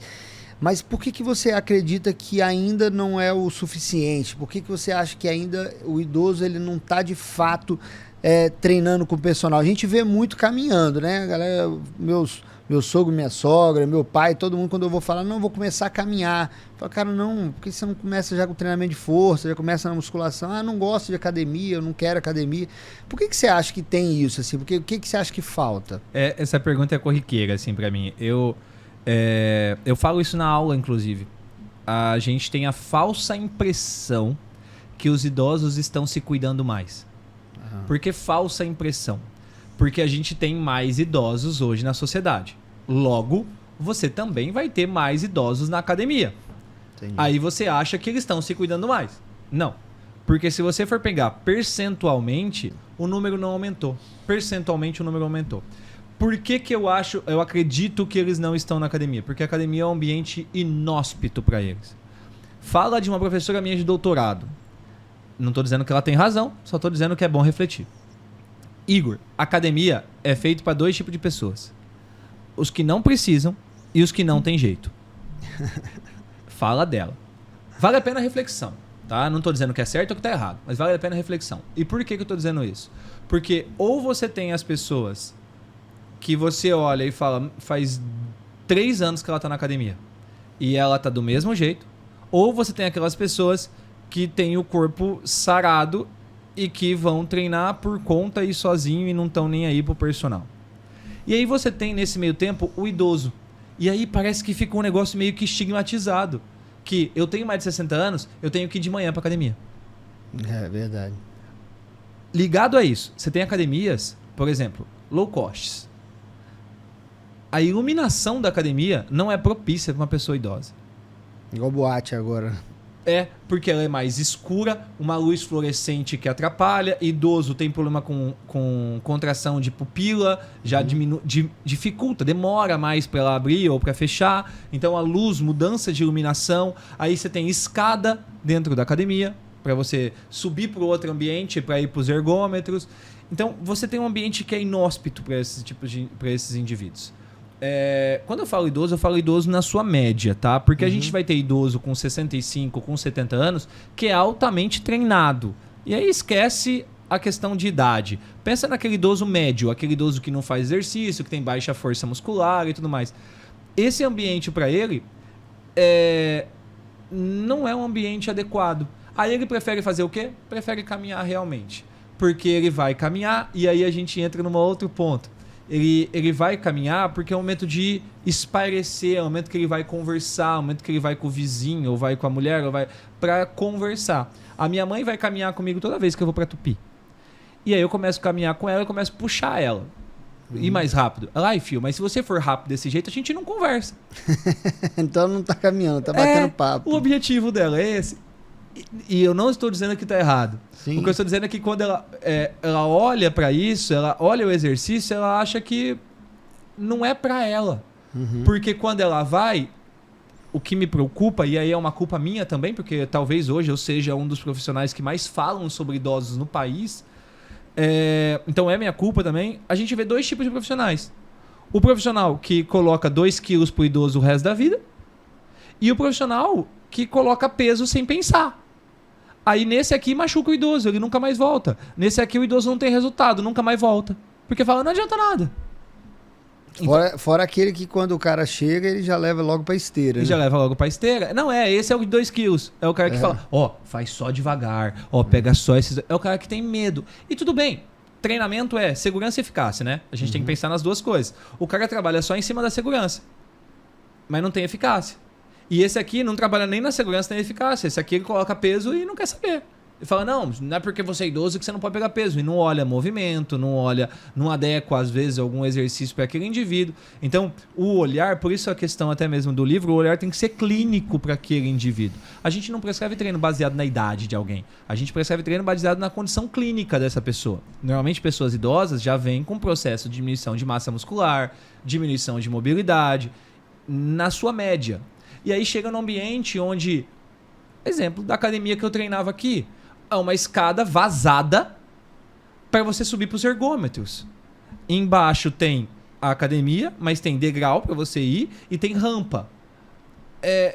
Lá é iluminado, mas se você pega um ambiente que não é tão iluminado, a pessoa não enxerga o risco de cair, aparelhos muito próximos um do outro. Então, por outro lado, a gente vê centros de treinamento ou estúdios, né? Melhor dizendo, estúdios que estão se qualificando e voltando o seu atendimento para essas pessoas. Então, para quem está aí, saiba, é o público que mais vai crescer dentro das academias, é o público que mais precisa de atenção, é o público que paga.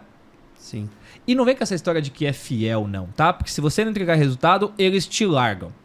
Entregue resultado para esses indivíduos. Eu falo isso, se você entrega um serviço, eu até falei no podcast do Arruda sobre isso, se você entrega um serviço digno, se você tá ali mostrando para a pessoa que ela tá, não é batendo papo, bater papo ela vai com o filho dela caminhar, a mesma coisa que você falou, mas se você entrega um serviço digno, se você dá o mais importante para o idoso, é dignidade.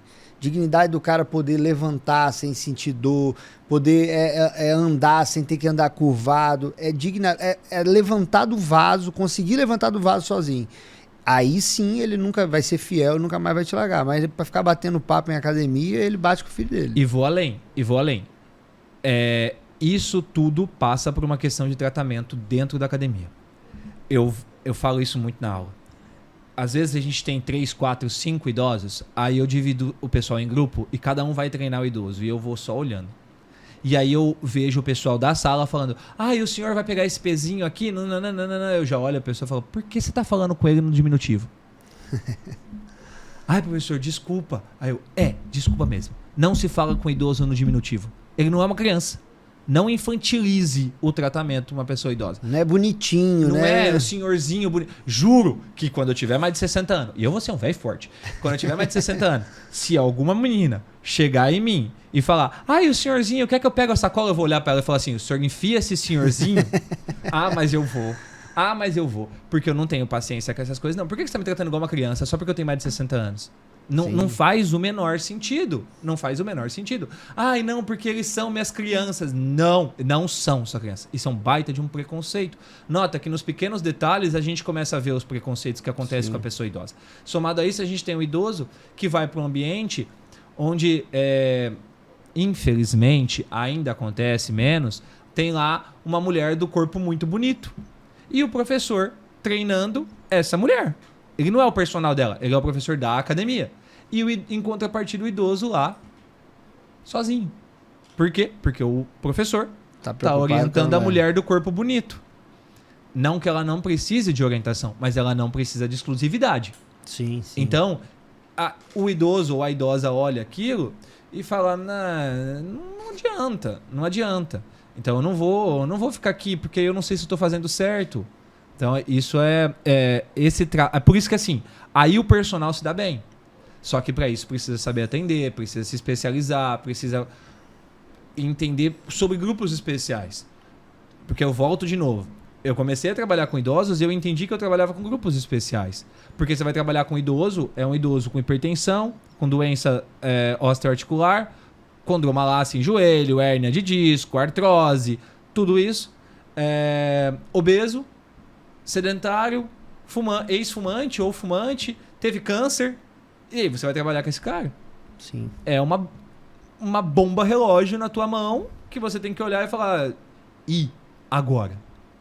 Então, nota que é muito mais difícil do que você pegar um Henrique, pegar um Igor para treinar. Que a gente está no máximo com excesso de peso. É isso, é muito mais fácil treinar a gente. Então, o personal vira a carreira dele para treinar esse tipo de público. Mas esse tipo de público não engaja tanto quanto um público idoso. Sim, sim. Isso é verdade. E a gente tem que ter a consciência do seguinte. Volto a dizer aquilo que eu falei lá atrás. Não é porque você acabou de sair da faculdade que você treina idoso, que você treina hipertenso. Você precisa se capacitar. Eu passei por uma coisa na academia há pouco tempo e eu reparo muito essas coisas, principalmente personal trainer. É uma profissão que eu reparo muito. Treino, reparo muito tratamento, reparo muito horário, eu reparo muito como aquela pessoa está atendendo. E aí eu estava na academia, eu estava esperando um personal chegar. E aí chegou um senhor, né? Eu já ia falar velhinho, né? Tá vendo? Até comigo já tá esse preconceito. Mas chegou um senhor, normal, cara. Um idoso, e na hora que ele chegou, a menina da recepção já ficou assustadíssima. Assim, eu olhei pra cara dela, assim, ela queria se enfiar em qualquer lugar, porque ela não sabia o que fazer. Né? Ele chegou querendo pagar a academia, eu quero fazer academia e tal, botou a roupa lá e tal, chegou. E a menina, ela já ficou assim, assustadíssima na hora. Eu até conto isso direto quando eu vou abrir a turma de pós-graduação, eu falo, ela ficou assustada. O senhor, espera um minutinho, eu já volto. Foi correndo lá, ela voltou, acho que o supervisor da academia e tal. Quando ela voltou com ele, o que o supervisor fez na hora? Falou, não, peraí. Chamou lá um professor e já jogou nos peitos do professor. E eu olhando. Aí botou, aí o seu bicho, o coroa chegou animado. Eu falei, rapaz, esse coroa tomou alguma coisa pra vir pra cá pra treinar. Porque ele tava nativo, ele tava ativo mesmo. Tipo, é aquele mais desinibido, né? Ele chegou meio que fazendo um Cooperzinho assim. Aí eu falei, rapaz, o coroa veio com vontade. Aí jogou nos peitos do menino. Jogou nos peitos do menino, o menino olhava pra um lado, aí ele via um peso, olhava pro outro, ele olhava, ele via. Aí ele... O senhor espera um minutinho, aí ele foi lá falar com o supervisor. Eu não vou ouvir a conversa, acredito que ele tenha falado, olha, eu não tenho capacidade de atender esse senhor, não. O supervisor na hora ficou irritadíssimo e foi chamar o outro. Aí chamou outro cara, aí o outro cara já bem desinibido, o cara, não, deixa comigo, e aí o senhor, como é que tá, vamos não sei o quê. Aí eu falei, esse aí acertou, mas aí levou pra esteira. Largou o senhor na esteira lá, celularzinho na mão do lado, batendo papo com o senhor e no celular. E eu falei, cara, é um nível que a gente acaba encontrando muitas vezes. E aí eu volto a dizer, igual você falou, não é um público fiel, mas é um público que ele não vai te largar por acaso. Engaja muito mais. Não vai te largar por acaso. E aí ficou o corona, o coitado do senhor, agora coitado, porque pelo que fizeram com ele, largaram ele na esteira. Você imagina, eu falo o seguinte, chega um senhor desse animado, um coroa desse animado, cara, quanto que você... Eu gosto desse tipo de desafio, esse tipo de coisa. Você já treinou alguma vez? Já fez barra alguma vez na vida do senhor e tal? Vamos fazer? Vamos ali, sabe? Fazer uns desafiozinhos para mostrar para ele, o senhor tá forte ainda, o senhor consegue, sabe? Eu acho que esse primeiro momento, você me corrija se eu estiver errado, é lógico que você tem que testar, você tem que saber muita coisa, mas eu acho que para o cara não ir embora, porque aquele lá eu tenho certeza que ele não voltou, porque ele falou, se for para ficar na esteira, eu acho que ele ficaria no calçadão batendo papo com os amigos dele. No condomínio dele também. Exato. Pô, mas se já pensou, você fala assim, não, o senhor é forte, vamos treinar aqui, vamos botar ele para fazer a coisa que muitas vezes, não, isso aí eu não consigo, eu já vi nas suas aulas você fazendo isso, não, você consegue, tal, vai lá. Então, eu acho que no primeiro momento ali, você tem que mostrar, olha, tira todo esse preconceito do lado que a própria pessoa tem com ela, tira tudo isso, você pode. Então esse é um fato, tá aqui, eu tô te mostrando. Agora a gente vai começar a treinar mesmo de verdade. Eu acho que esse estágio é o segundo. O primeiro estágio é avaliar. Sim, então esse é o primeiro estágio. Então no caso desse indivíduo idoso, o que eu faria? Esquece a idade dele. Esquece a anamnese. Eu tenho hipertensão. Tá bom, tem hipertensão? Alguém verifica a pressão dele ou eu mesmo verifico? Verifico, porque eu tô pensando no idoso que chega na academia, não como meu aluno de personal. Eu verifico a pressão dele. Verificou a pressão dele tá adequada? Tá. Tomou medicamento? Tomei. Beleza. Tem mais alguma coisa? Não tem mais nada. Tá bom. Vamos avaliar o senhor? Avalia. E aí, como que eu avalio um idoso desse que você tá me dizendo que é um idoso que aparentemente firme, rígido, né? Ativo, tal, não sei o quê. Avalia no treino. Coloca a carga, faz ele fazer. Aí vai fazer o exercício errado. Ótimo. Então não aumenta a carga. Porque ele primeiro tem que ajustar o exercício. Então você, professor, explica para ele. Olha, tá vendo o que o senhor tá fazendo e tá ficando torto? Eu vou corrigir o senhor primeiro. Depois a gente vai pensar em colocar a carga, tá? Tá bom. Que idoso, assim, não consegue fazer, não sabe o que é uma flexão. Todos sabem. Todos sabem. Você já chegou empolgadão, tá, não sei o quê, bancando o meninão? Bota ele lá pra fazer flexão. É isso. Bota ele lá pra fazer flexão. Ó, deixa eu ver quantas flexões o senhor consegue fazer. Porque o movimento eles sabem fazer, tá? Então, bora lá. Agora, eu avalio antes. Poxa, chega um idoso que ele tá andando mais devagar e tal. Eu não vou colocar ele pra fazer uma flexão, porque eu sei que ele não vai fazer. Eu sei que ele talvez não consiga nem deitar no chão. Então, tudo vai ser avaliado naquela primeira sessão. Isso pensando na academia. Por quê? Não é importante que você faça ele sentir dor. Mas é importante que você faça ele sentir desconforto muscular. Sim. Porque ele vai olhar e eles têm esse pensamento. E esse pensamento não é certo, mas eles têm esse pensamento de que o treino só deu certo se eles estiverem sentindo dor. Não é só idoso, não. Isso é, todo mundo tem esse pensamento. Então faz sentir desconforto, porque a dor incapacitante ele pode repulsar ele da academia também. Pode fazer com que ele não vá mais. Mas aquele desconforto de levantar, igual eu tô com desconforto no peitoral nesse momento, é aquele desconforto que a hora que você aperta, você fala, eita, treinei ontem. O treino foi bom. Você vira e fala, o treino foi bom. Entendeu? Então, faz isso. Porque isso faz o cara chegar no outro dia animado também. Porque você tá me contando, ele tava só lembrando de outras coisas aqui. Ele passou por todos os estágios. Ele passou pelo estágio de pré-contemplação, de contemplação. Ou seja, ele veio do estágio lá de, poxa, acho que eu preciso treinar. Realmente eu preciso treinar. Eu preciso de roupa para treinar. Aí ele compra a roupa. Eu preciso de um tênis para treinar. Aí ele compra o tênis. Aí ele fala, não, agora eu vou me matricular. Aí ele se matricula e se frustra. Sim. Ele passou por todos os estágios, depois ele se frustra no negócio. Sim. Poxa, aí o que você fez com esse cara? Tu jogou ele lá no primeiro estágio de novo. Sim. Isso é até o dono da academia, o cara tem que ter essa visão, né? Ele tem que estar preparado lá para atender todos os públicos. Eu até falei muito com a Arruda aqui no podcast sobre o obeso. Muitas vezes o pessoal faz a mesma coisa. A esteira, ele até brincou não, né? Ele falou, o personal acha que ele tem que matar o cara, e o cara tem que sair carregado da academia, e não é isso. E com o idoso é o contrário, né? O cara acha que tem que botar uma pena para ele botar na mão. E também não é isso. O cara tá buscando algo. Você tem que entregar algo.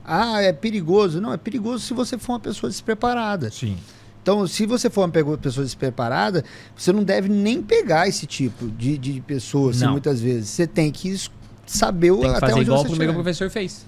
Exato. Ele fez muito bem. Exato. Muito bem. Dentro da ignorância dele, ele fez muito bem. Exato. E a palavra ignorância no sentido literal dela mesma, sem conhecimento daquilo. Eu prefiro muito mais esse do que o cara que desenrola. Eu odeio essa expressão. Não, deixa que eu desenrolo. Nenhum médico faz isso, mano. Não faz, não. Nenhum médico fala, não, eu não tenho certeza como que opera, não, mas deixa que eu desenrolo. Nenhum médico faz isso, sabe? Sim, então, o profissional de educação física, ele não pode fazer isso com a profissão dele também.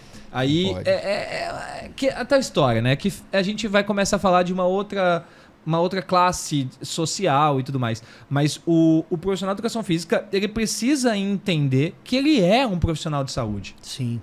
Ele tem que tratar o indivíduo como um indivíduo que precisa melhorar a saúde dele. E muitas vezes, Henrique, o cara que procura o profissional, que nem é voltado a grupos especiais, ele já é um grupo especial. Tem uma aluna de mentoria que chega pra mim e fala assim, professor, surgiu um aluno novo pra mim, o que eu faço? Eu falei, por quê? Ela, não, porque ele não é grupo especial. Eu falei, quantos anos tem? 52. Eu falei, duvido. Duvido que não é. Aí ela, como assim, professor? Eu falei, vamos lá, vamos descobrir se ele é ou não. Pergunta pra ele o nível de dificuldade de ele amarrar o tênis. Pergunta pra ele se já tem dificuldade hoje comparado a 20 anos atrás. Pergunta pra ele quanto que ele aumentou de obesidade, de gordura central nos últimos 10 anos. Aí ela começa a pegar todas essas perguntas. Pergunta pra ele como tá o sono dele. Pergunta pra ele se agora ele consegue correr igual ele corria 20, 30 anos atrás. Aí começa a trazer pra mim. O cara, nossa, eu sinto cansaço quando eu vou amarrar meu tênis. Se for comparar sua barriga, não, tá muito maior. O cara não é obeso ainda. O cara tem só obesidade central, tem só gordura central, não é hipertenso, mas já não consegue amarrar direito o tênis. O cara não tem sarcopenia, mas já não corre mais como corria. Você entende que ele não é um grupo especial, considerado. Mas ele vai se tornar daqui a pouquinho. Tá na portinha. Ele vai. Na portinha. Ele tá batendo ali, ó. Sim. Então, o que essa pessoa faz? O profissional vai explicar. Eu vou trabalhar com você. E ele chega pra você falando, eu quero perder essa barriga e eu quero aumentar músculo no peitoral. Ele chega falando isso.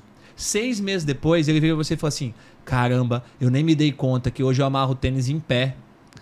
Eu nunca mais fazia aquilo. Eu nunca mais cansei. Menina, eu tô correndo. Eu tenho aluno de mentoria que chega em mim e fala assim, ô professor, tem aluno que fala umas coisas que eu não preciso ouvir, não. Aí eu falo, como assim? Eu já sei o que era. Como assim? Ô professor, falou que agora ele tá conseguindo fazer as coisas que antes ele não fazia. Aí você não fica feliz. Tem que ficar feliz, velho. Aí ele, não, você ia ficar triste se fosse com você, mas... Então, é isso. A gente traz, inclusive... libido. A gente provoca isso com o exercício. A gente aguça, a gente aumenta níveis de testosterona. A gente libera hormônios do prazer depois do exercício. Sim. O cara olha aqui e fala, nossa, que saudade de sentir esse prazer. E aí ele começa a fazer o quê? Volta a procurar a senhora dele. Ou ela volta a procurar o senhor dela. Sim. Isso é incrível. Isso é incrível, porque isso faz parte de toda a vida. Então, e a gente consegue fazer isso com exercício físico, com um profissional de saúde. Sim, não, eu hoje, Igor, eu sinceramente, se eu puder dar uma dica para alguém, um personal trainer, eu não sou personal, não atuo como personal, mas se hoje eu pudesse escolher de atuar como personal, eu iria escolher atuar com grupos especiais. Porque eu tenho certeza que você, personal que está ouvindo aí de casa, que está assistindo aí pelo YouTube ou pelo Spotify, eu tenho certeza que na sua cidade você não conhece nenhum personal que é especialista em grupos especiais. Mas especialista que eu digo não é aquele que se dá bem com todos os coroas da cidade, não. Ou que os gordinhos gostam de treinar com ele. Não é isso, não. É aquele que tem segurança de pegar um profissional, de pegar um idoso, por exemplo, e treinar ele de uma forma, ou pegar um hipertenso e treinar ele de uma forma de que ter condições de tirar um remédio, ter condições de dar mais dignidade, de aumentar uma libido, de ter resultado e de avaliar, de entregar. O cara, quando você fala tem que avaliar, o cara não sabe não, Igor, muitas vezes. Como que eu vou avaliar? O que eu faço?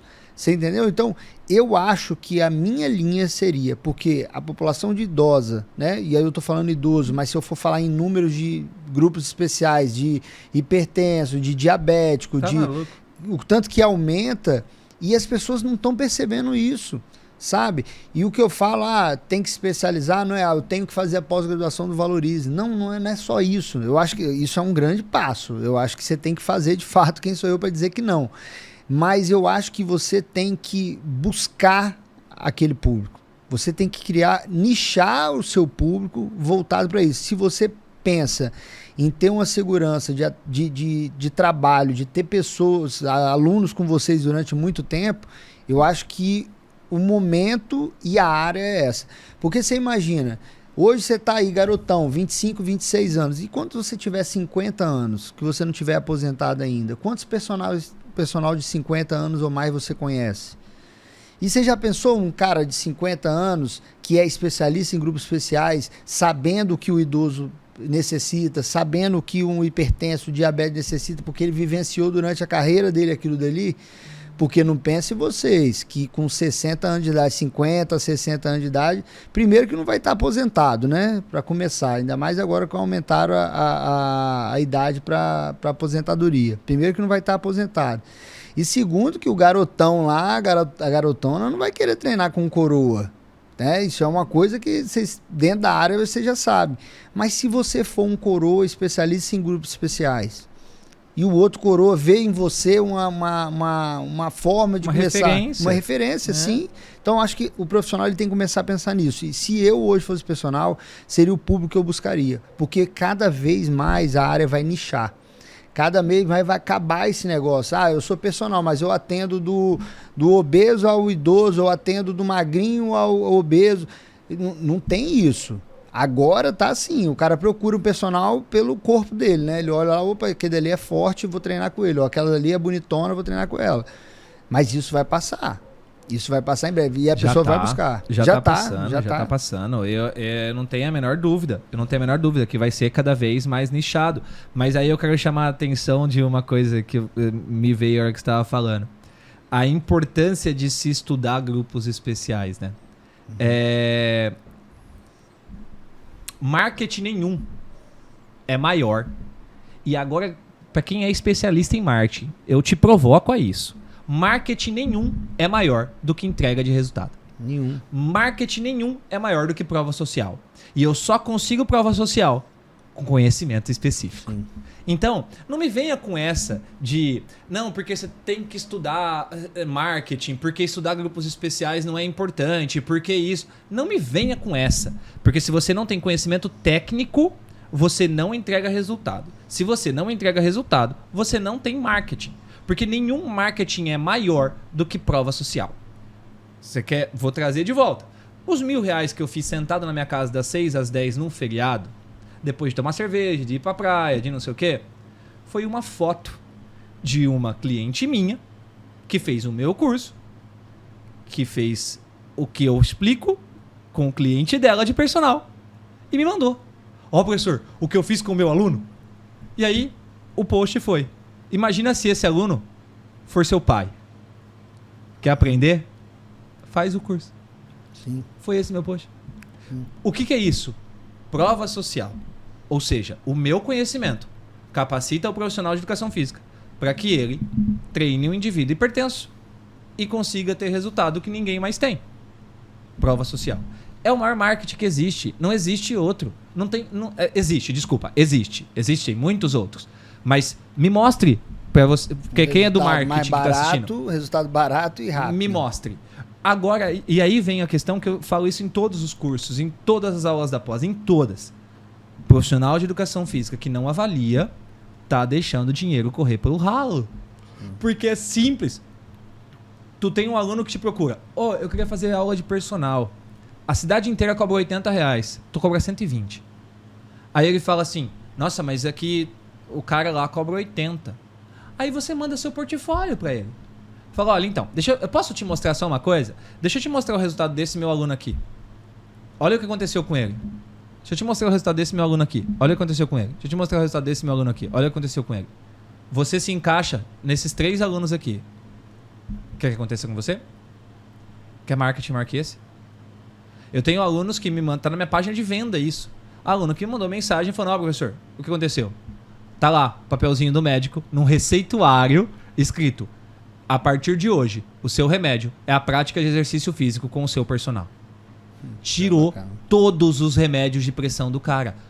Todos os remédios. Óbvio, não foi de uma vez. Mas tirou todos os remédios de pressão do cara. Mas por que tirou?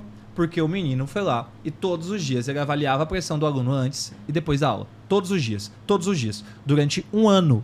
3 vezes por semana. Imagina quantas medições que não dá. Sabe o que ele fez? Um gráfico mostrando a queda da pressão arterial do aluno dele ao longo do ano. Doutor, tá aí. Preciso de ajuda, porque tá ficando muito baixo por causa do medicamento que ele tá tomando. O médico tirou. Não.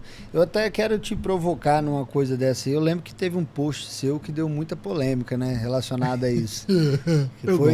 Foi sobre... Explica aí, foi sobre hipertensão, não foi? Mas foi o que aconteceu. O que você falou primeiro e o que aconteceu? Na verdade é que um laboratório inteiro de cardiologia da Federal do Pernambuco veio pra cima de mim, né? Eu achei irado. Algumas coisas equivocadas. Por exemplo, uma menina veio falar pra mim, ela, me mostra aí como que você fez isso, como que você ensina isso aí. Aí eu falei: faz meu curso. Aí ela: você não é professor? Aí eu: sim, sou. Conhecimento tem que ser compartilhado. E aí eu escrevi embaixo: verdade. Mas ninguém disse que é de graça. Eu compartilho, mas custa tanto. Mas esse é o problema. O problema é que muita gente, e eu sou de faculdade pública, muita gente de faculdade pública acha que o professor é obrigado a passar tudo o que sabe gratuitamente. Porque ela não acha que ela paga a faculdade. Ela não acha que os impostos dela estão indo pra Unesp, estão indo pra USP, estão indo pra Federal do Pernambuco. Ela não acha. Ela acha que ela tá fazendo de graça a faculdade. E é imposto. Agora, aí, qual foi a treta? Um aluno meu, cliente meu, de mentoria meu, ele foi treinar um aluno com a pressão de 220. 220 por 120, uma coisa assim, eu não me lembro direito. Mas a sistólica batendo lá em cima, a diastólica batendo lá em cima. Um absurdo. Altamente recomendado que esse cara vá direto ao médico. O que ele fez com o aluno? O que eu ensino nos cursos. Ele meteu o dinamômetro no aluno, fez a técnica que eu ensino de dinamometria e a pressão do aluno foi a 160. caiu 40 milímetros de mercúrio. Só que a 160 ainda está muito alta. Só que veja, o aluno estava medicado, o aluno estava com um problema de ansiedade naquele dia, estava tendo um pico de ansiedade naquele dia, a pressão foi lá nas alturas. O que ele fez? Ele fez a técnica de dinamometria, que é sentado, apertando um aparelho de preensão manual, que só trabalha o músculo do antebraço, ok? Sentado, sem risco cardiovascular para isso, com um artigo científico mostrando que indivíduos que treinaram esse método durante 12 semanas, 5 vezes na semana, sem tomar remédio, todos com a pressão acima de 160, depois de 12 semanas estavam com a pressão de 130. Sem tomar medicamento, galera com a pressão de 160. O que ele fez foi isso. Pegou, usou o dinamômetro, ele me ligou. Professor, tá podendo falar? Eu falei, tô. Aluno nunca me liga. Eu nunca atendo também. Aí eu falei, o que foi? Aí ele, não, professor, porque tá acontecendo isso. Eu falei, cara, você vai fazer o dinamômetro e tu vai levar ele pro hospital. Aí ele, era atendimento do home care, era na casa. Aí ele, tá bom. E foi exatamente o que ele fez. Só que aí, a hora que eu vi aquilo, você imagina, de 220 para 160. É um absurdo. Um absurdo. É 60 milímetros de mercúrio reduzindo. E aí, a hora que eu falei, meu, que irado. Fui lá e pau, postei. Só que eu postei pra galera ver o quanto que um método simples, sem colocar o indivíduo em risco, pode trazer de benefício. Agora, vem comigo na ideia. Pensa que eu tô com um indivíduo que ele chega com o pico pressórico, ele tá com o pico pressórico lá em cima dentro de uma UPA. Que demora, pra ser rápido, meia hora pra ser atendido. Essa técnica de dinamometria trabalha em 15 minutos. Ou seja, em 15 minutos, eu descanso mais 10 minutos. Descanso não, continuo sentado mais 10 minutos. Eu consigo reduzir a pressão do indivíduo em 30, 40 milímetros de mercúrio, a depender do valor que ela está. Óbvio, se tiver 130 não vai diminuir, mas 170, 180... cai 20, 30 milímetros de mercúrio. A cada 2 milímetros de mercúrio a menos, eu reduzo uma chance de acidente vascular em até 7%. Imagina cair 30. Sim. O quanto que eu estou reduzindo da chance dessa pessoa ter um AVC, ter um infarto, ali, esperando dentro da UPA. Então, pensar de maneira como política pública é incrível. É incrível. Artigo científico comprovando, meta-análise comprovando, tudo sendo feito. Ah, mas... só que é outra história. Eu não queria... Meu Instagram não é para fazer as pessoas aprenderem como se fosse uma faculdade. O meu Instagram é para informar o que eu quero colocar. Para informar o que está acontecendo. Hoje eu coloquei uma foto minha falando da minha ansiedade, porque eu sou uma pessoa muito ansiosa. É isso. O meu Instagram é para informar, é para vender. É para você estar ali porque você gosta do meu conteúdo. Seja ele técnico ou não. E não para você aprender substituindo a faculdade. Não é. E aí, exatamente, eu postei e falei, vou postar porque isso aqui é uma puta de uma prova social. Porque a galera vai entender que precisa estudar, que precisa fazer curso, porque quem sabe consegue fazer essa loucura aí, ó. Olha o que fez. Isso é um absurdo. Só que, obviamente, eu não coloquei que depois que ele me ligou, que ele foi ao médico, que nada disso. Não preciso pôr. Ah, mas pra quê? Alguém passou pra alguém que chegou lá em Pernambuco que veio, mas que veio pesado, assim, ó. E aí eu só comecei a colocar. Falei, olha, porque eu tenho uma frase muito importante que rege a minha vida. Quem discute em Instagram é pesquisador que não tem tempo. E eu não tenho tempo. Eu não vou discutir. Eu não vou discutir em Instagram. Instagram não é lugar de discussão. Quer discutir comigo alguma coisa científica? Me chama para um congresso. Vamos lá, me bota num congresso e aí a gente vai discutir. A gente vai discutir repercussão fisiopatológica, a gente vai discutir repercussão do exercício físico, a gente vai discutir ativação simpato-vagal, a gente vai discutir... Aí a gente vai discutir. Aí eu tô lá e eu gosto de ver o pau quebrando, vai arregaçando. Mas no Instagram, eu só mandava. Ah, mas me fala o método que você conseguiu. Paga meu curso. Mas isso aí faz meu curso. Eu só comecei a mandar assim. Aí as pessoas ficaram malucas, porque eles queriam que eu fosse discutir, eles queriam que... aí um médico de Natal me mandou. Você colocou a vida dessa pessoa em risco, não sei o quê, não sei o quê, não sei o quê. Eu olhei, nem cardiologista era. Aí eu olhei e falei, doutor, terei o maior prazer de discutir com o senhor quando eu for para Natal sobre isso. Meu telefone é tal, passei o telefone da empresa. Nunca me respondeu. Nunca chamou nem nada. Por quê? Porque é aquela famosa vídeo que a gente vê na internet. Você tem 2 cachorros brigando com o portão fechado. Brigando. O portão começa a abrir, eles veem que o portão tá aberto, eles se afastam. Sim, é assim. Mais ou menos isso. Então, eu não discuto em Instagram, eu não discuto em rede social, eu não discuto. Cara, Tu quer aprender? Faz meu curso. Tu quer só me criticar? Eu vou te bloquear. É simples, o Instagram é meu. Eu faço o que eu quiser. É assim, ó. Por quê? Porque é a tua história. Eu acredito muito em energia. E, velho, se eu vejo que alguém tem energia ruim pro meu lado, eu só excluo ela da minha vida. Eu não quero ter ninguém com energia ruim pro meu lado. Então, o que aconteceu com esse povo? Eu deixei eles falar. E aí eu fui. Teve um cara que teve a audácia. Eu espero que ele tenha mudado o conceito dele. Eu bloqueei ele.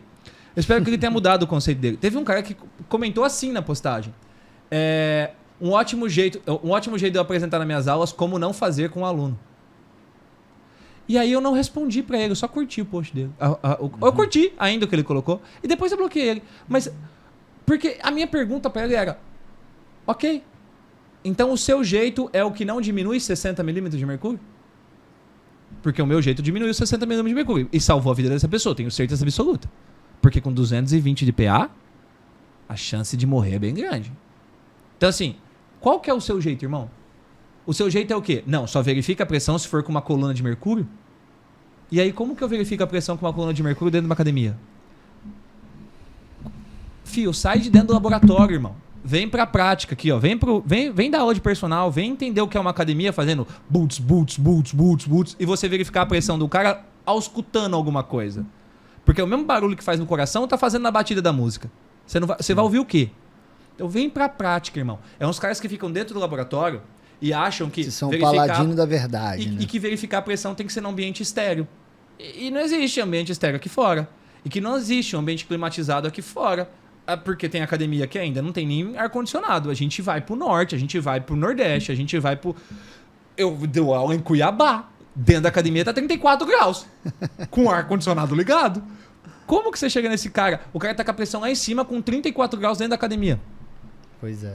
Aí falta, sabe? E aí o que aconteceu desse post é exatamente isso. O cara, eles vêm com uma verdade, como se eu tivesse que dar o conteúdo gratuito pra eles, e aí eu faço de pirraça. Eu tenho todos os artigos. Era só eu mandar, sabe? Mas eu falei, não. Não, mas as pessoas têm que começar a se comportar nas redes sociais. Ela acha que rede social é terra de ninguém, né? Bloqueio. E aí o cara vai lá, ele acha que ele é o paladino da verdade por ele ser médico, simplesmente por esse fato, né? Ele não tem nenhuma, igual você falou, nem cardiologista ele era, mas ele é médico, então ele é dono da verdade. E aí ele acha que ele pode chegar lá e dentro do seu post, do seu Instagram, querer fazer crítica e tudo mais. Mas isso acontece. Esse dia eu até vi uma coisa interessante, foi sobre programação, né? Um negócio de programação. E aí o cara simplesmente um gênio. O cara foi lá e falou assim, para fazer programação tal, basta fazer isso, isso e isso. E postou na rede social, que era tipo assim, diz ele que era o completo absurdo que ele escreveu. Estava totalmente errado. E aí veio outras pessoas embaixo. Nossa, que asneira, você falou a maior besteira do mundo. Para fazer esse tipo de programação é assim, assim, assim, assim. Aí falou, o jeito mais fácil de você descobrir como fazer a programação é postar errada na rede social. As pessoas não querem te ajudar, elas querem te criticar e provar que elas estão certas. O cara falou, eu fui lá, botei errado e me deram a fórmula certa e eu fiz. Ele falou assim, é isso, as pessoas da rede social, elas não estão lá para te ajudar. Elas estão para te criticar e provar que elas estão certas. Aí ele falou, eu só queria a fórmula. Que incrível.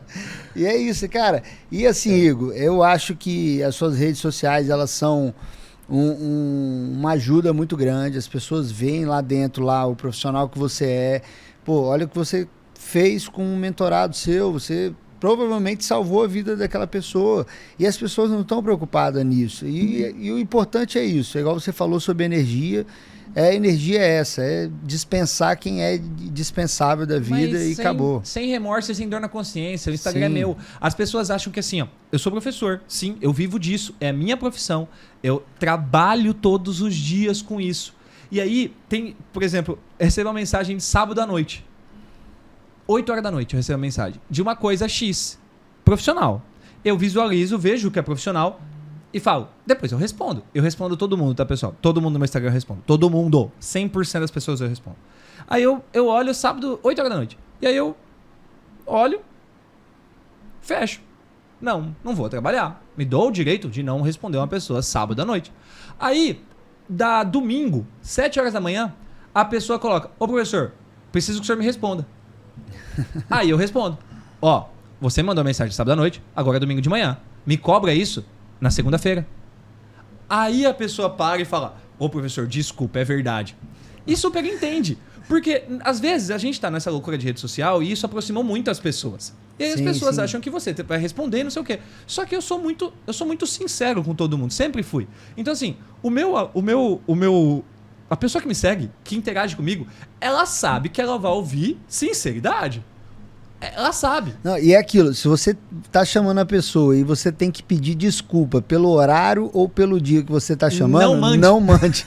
É simples. Tem gente que já manda mensagem domingo, meia-noite, desculpa horário. Não manda. Se tem que se desculpar antes, não manda. No outro dia você manda. E tem gente que é assim. Mas, cara, é isso.